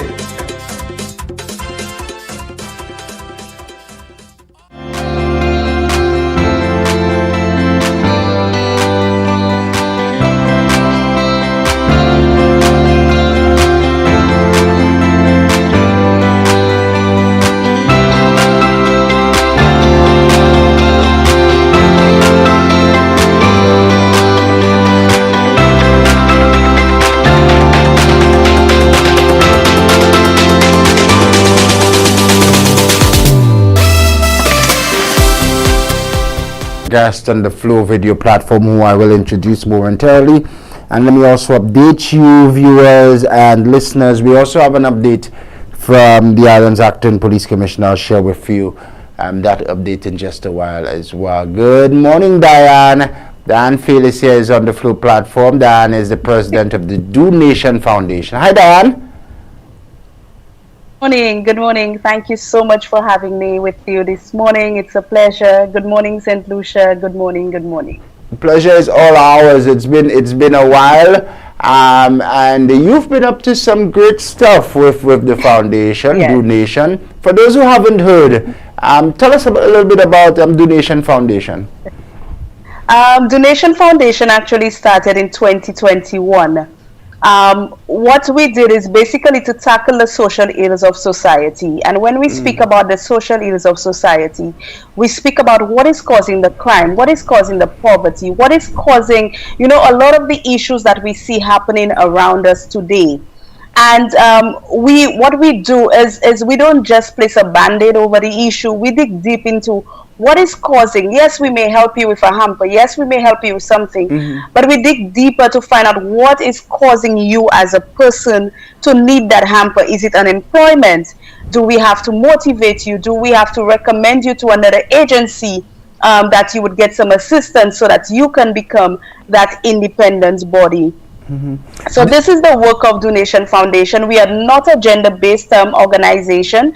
We work with men, we work with boys, we work with girls, and we continue to see how we could collaborate to ensure that the goal of helping people out is met at all levels. Dig deep with me, Diane. Let's dig a little deep here. Based on your research and the work that you've been doing through the foundation, what are some of the social factors which contribute to these high numbers that we see in the high numbers of not just violent crime, but crime in general? One of the things that we did is start what we started called the Fathers Rise Initiative. And this initiative came up because of what we saw, just what you spoke of, the crime. A lot of it's not just violence, but a lot of the crime, a lot of the social ills that we see happening. And we believe as an organization that the main thing is to get back to the family, get back to the men, because the men are the foundation, the pillars of any family, of any society. So we realized that we needed to get back to the men, get back to the men to to understand the importance and the role that they play in the development of our small country.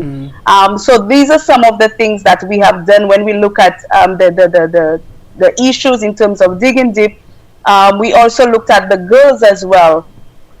When we spoke about the girls, we saw a lot of our girls maybe doing things that one would consider to be out of the way. So we came up with some programs as to how we could motivate, how we could empower these girls and show them the value as girls, as women.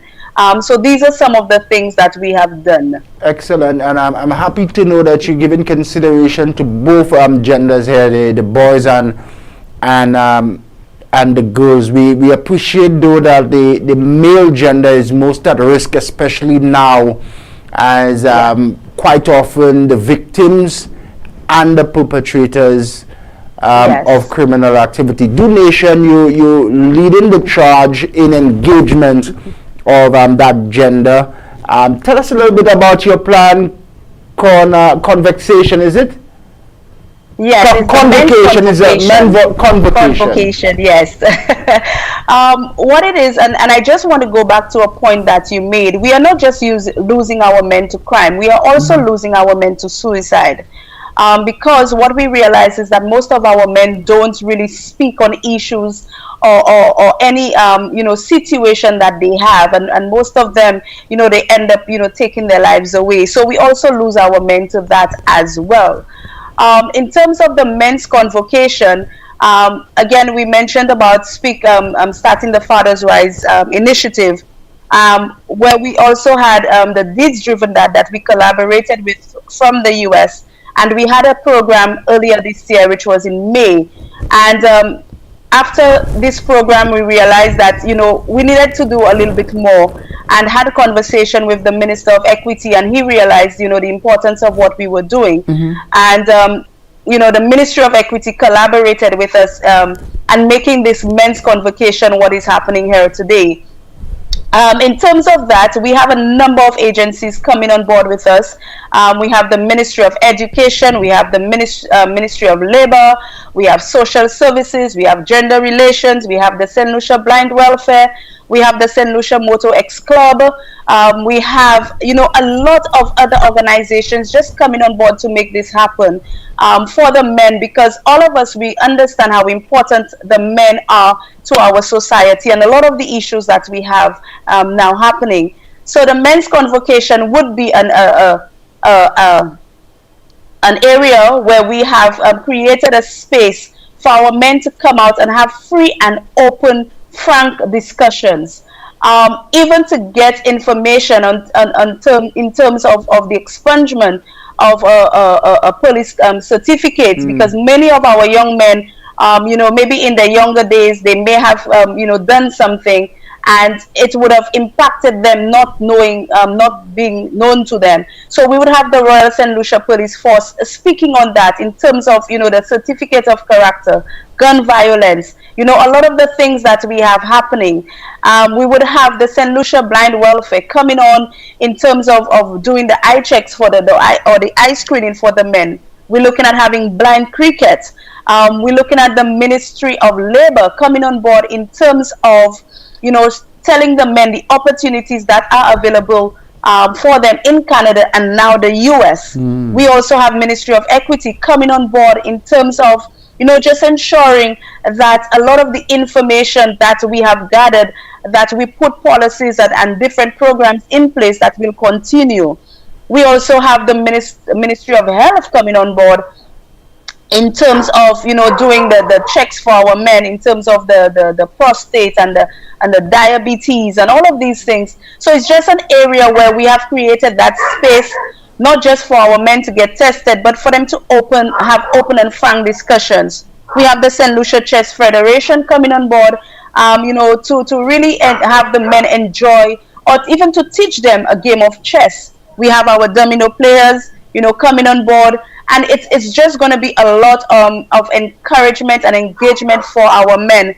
We have the St. Lucia Moto X club coming on board with our bikers. We have over maybe about 50 bikers that will be present, speaking about the safety of riding, and what is required for the to really ensure that they live by the law when it comes to the what is required as a biker, and even how to have that safety aspect on our roads. So we did not leave out the children, because we understand that men and their family are important. So we do have a kid zone or a child-friendly zone where the children now will be supervised. We have the bouncing castle, we have games and different things to entertain the children, whilst their fathers will be having these conversations as to how we as a society, how we as a foundation, how we as the government together can make things better for the men, because we do understand that the men need support, the men need love, the men need encouragement, and this is what we are trying to do to help curb a lot of the issues of crime, a lot of the issues of suicide that we have going on the island.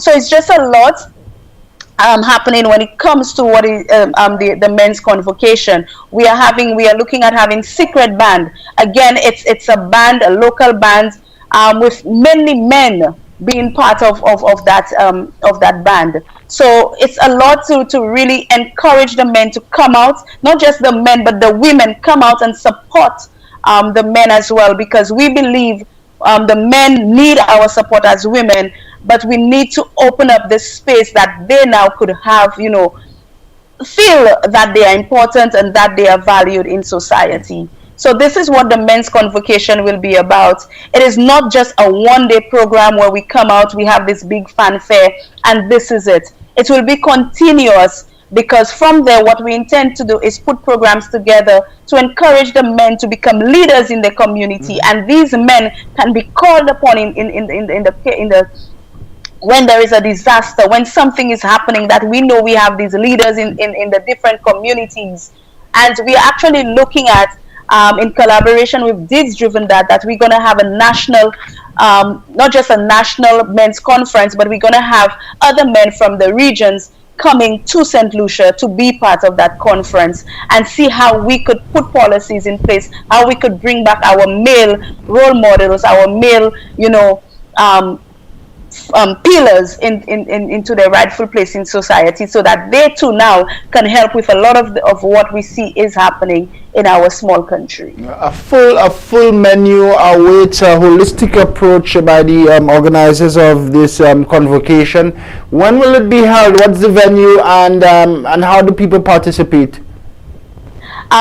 It will be held at the Darren Sammy Stadium. We have a start time of 9:30. We will be starting with the screening and the different sessions, and also we do have counselors. We do have a number of other services available, so the men can feel free to come in and have that opportunity. So it's going to be from 9 until 6, where we expect to end with a show in terms of our car show, our bikers, a secret band, and all of that. So it's going to be from 9 until 6 at the Darren Sammy Stadium, happening on Sunday the 27th of November. This coming Sunday, Darren Sammy Cricket Grounds, all men, that's the venue and the place to be. It's a exciting program of activities put together for men. We want to invite all to come out. Darren, talk to me about the men who perhaps will never attend a convocation like the one that you've planned, but they're deserving much so of the services that are on offer. And a lot of these men you find are the ones on the front line of a lot of the social ills. Does the program have the tentacles to reach out to these men who would not participate this coming Sunday? Actually, that was the thought process from the time we started this initiative, we understand and we realize that not all men will be part of the convocation or will want to participate because of, you never know what stigma that may be associated with their attendance.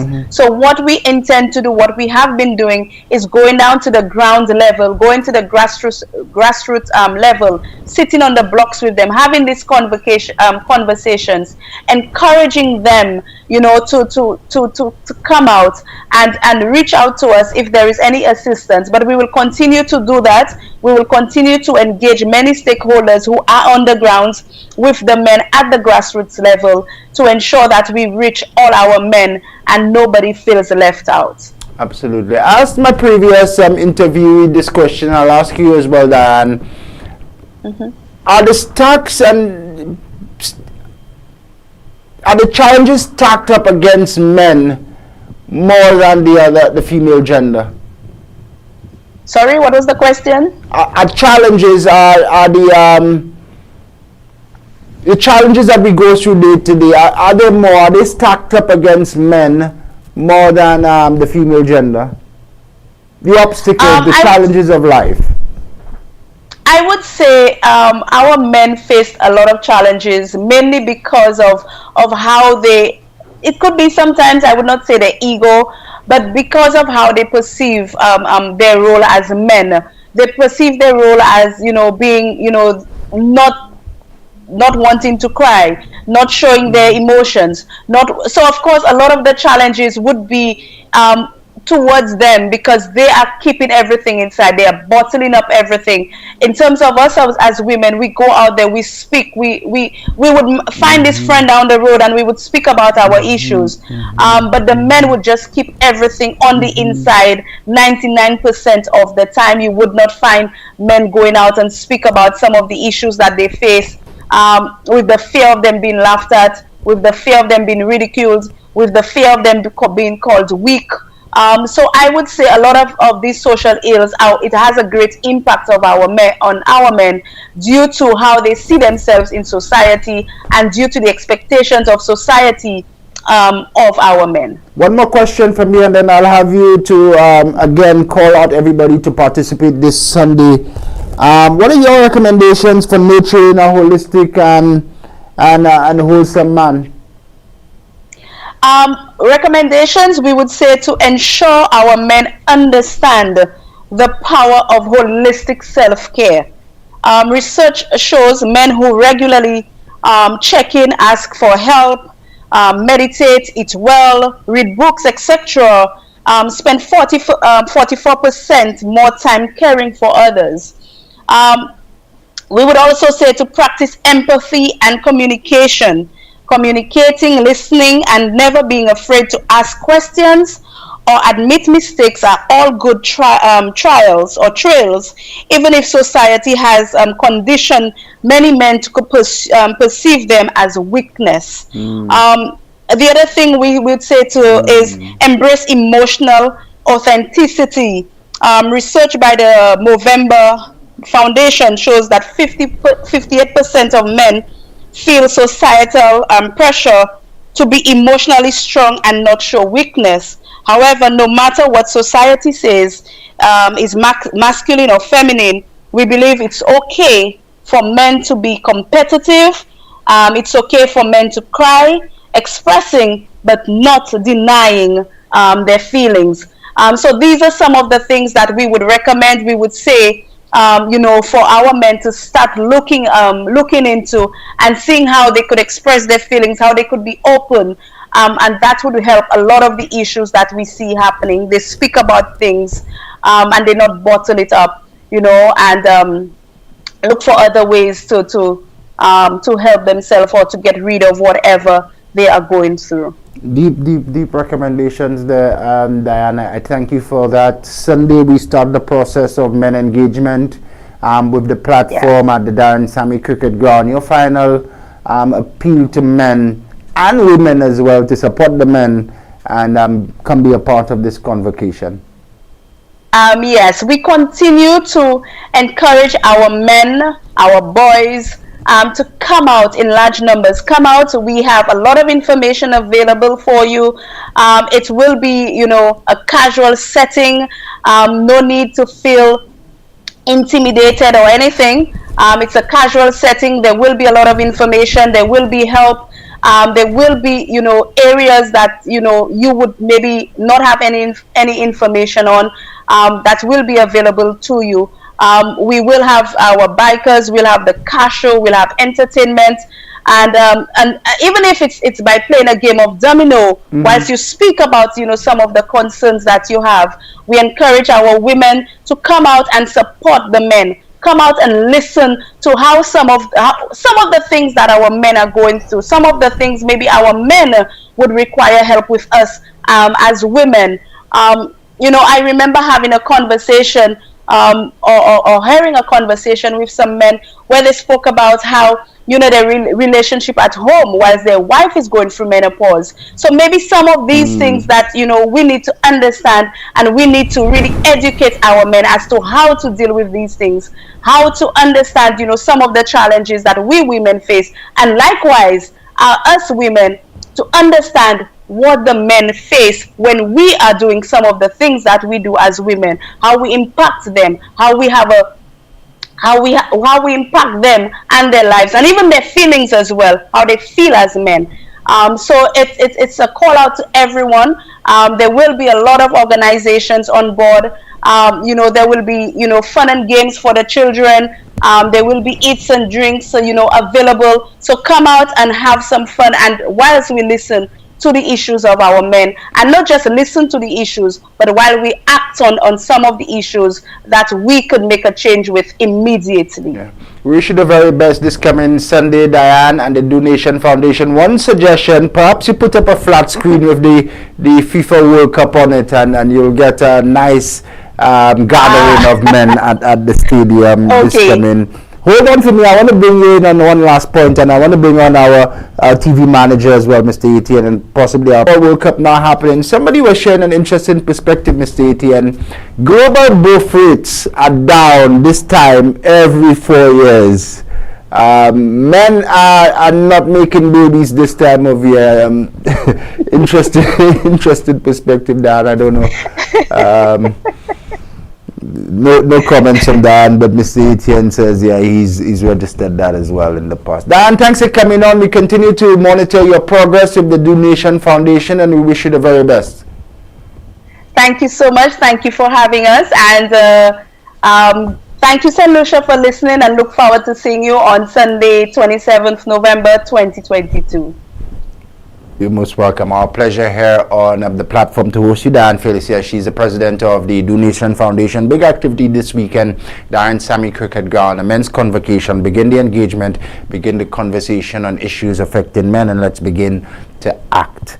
Now, 6 minutes before we say goodbye, let's take a quick break, and when we come back, we have an update from the Office of the Police Commissioner that we'd like to share to you. Thanks for making us your choice. Good morning, Miss Destang, who is online. Sheldon, good morning. And all of our regulars, Miss Francis, Lydia, good morning, happy Friday. And each and every one of you, we switched up the online platform, lost a few numbers on the Facebook, but to you at home, thanks for making us your first and only choice on the Hot 7 Plug and Play. We'll be back in just a moment.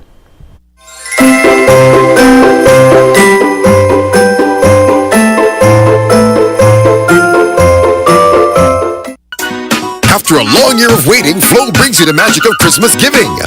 Discounts on devices around this Christmas. One gift brings many more, like more data and speeds to share everything with the fam prizes.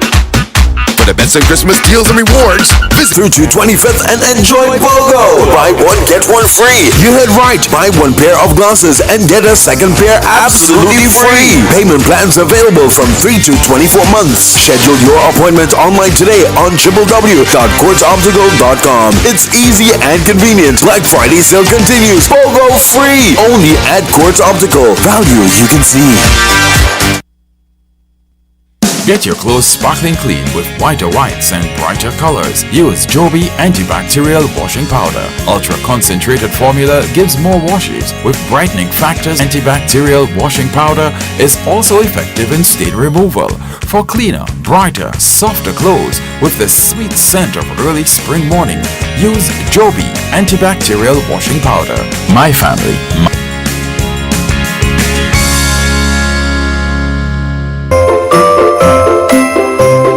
Hey St. Lucia, Dylan Edwin here, national record holder. Thanks for staying here fast. Dylan Edwin, our national record holder, normally races to the finish line fast. We're almost there. We conclude on top of the hour of 9 o'clock. Few housekeeping matters before we go. This Sunday, you want to join Hot 7 TV. We'll be carrying live the religious service from the Babino Good Shepherd Church, the Good Shepherd Catholic Church, administered by Father Albert. That's a good Hot 7 TV this coming Friday from the Good Shepherd Catholic Church in Babino. We'll be following Father Albert, and you want to join Hot 7 live. Wake up early this coming Sunday and be a part of your Sunday programming. Only here, Hot 7 TV, Father Albert will be live in Babino. On Monday, we resume our programming here on Good Morning St. Lucia. It will be a full episode of prayer and engagement with religious leaders. We know exactly where we sit now with our national crime crisis. So we start off the week on Monday, not just the opening prayer, but a full morning of prayer and engagement. We'll deal with the Anglican Church, we'll deal with the Seventh-day Adventist Church, we'll deal with the Rastafarian community as well. There's a St. Lucian planning and activity, a prayer day over in the UK. We'll engage with him as well, and we'll bring in some spiritual music into the mix as well. Let's get this country refocused. Monday, wake up early, 6 o'clock, and be sure to join us. Before we go, an update from the Commissioner of Police. Acting Commissioner Ms. Cressida Descat-Pelleus has informed Mr. LeBon, I am unable to return your call at the moment. However, I will be having a press conference soon and will inform you of the date and time. Thank you indeed for understanding. Thank you, Ms. Commissioner, for responding. Thank you so very much. When you listen to the ordinary man on the ground, madam, a press conference alone is not what they're asking for. However, we await the invitation to the press conference. Take our humble advice.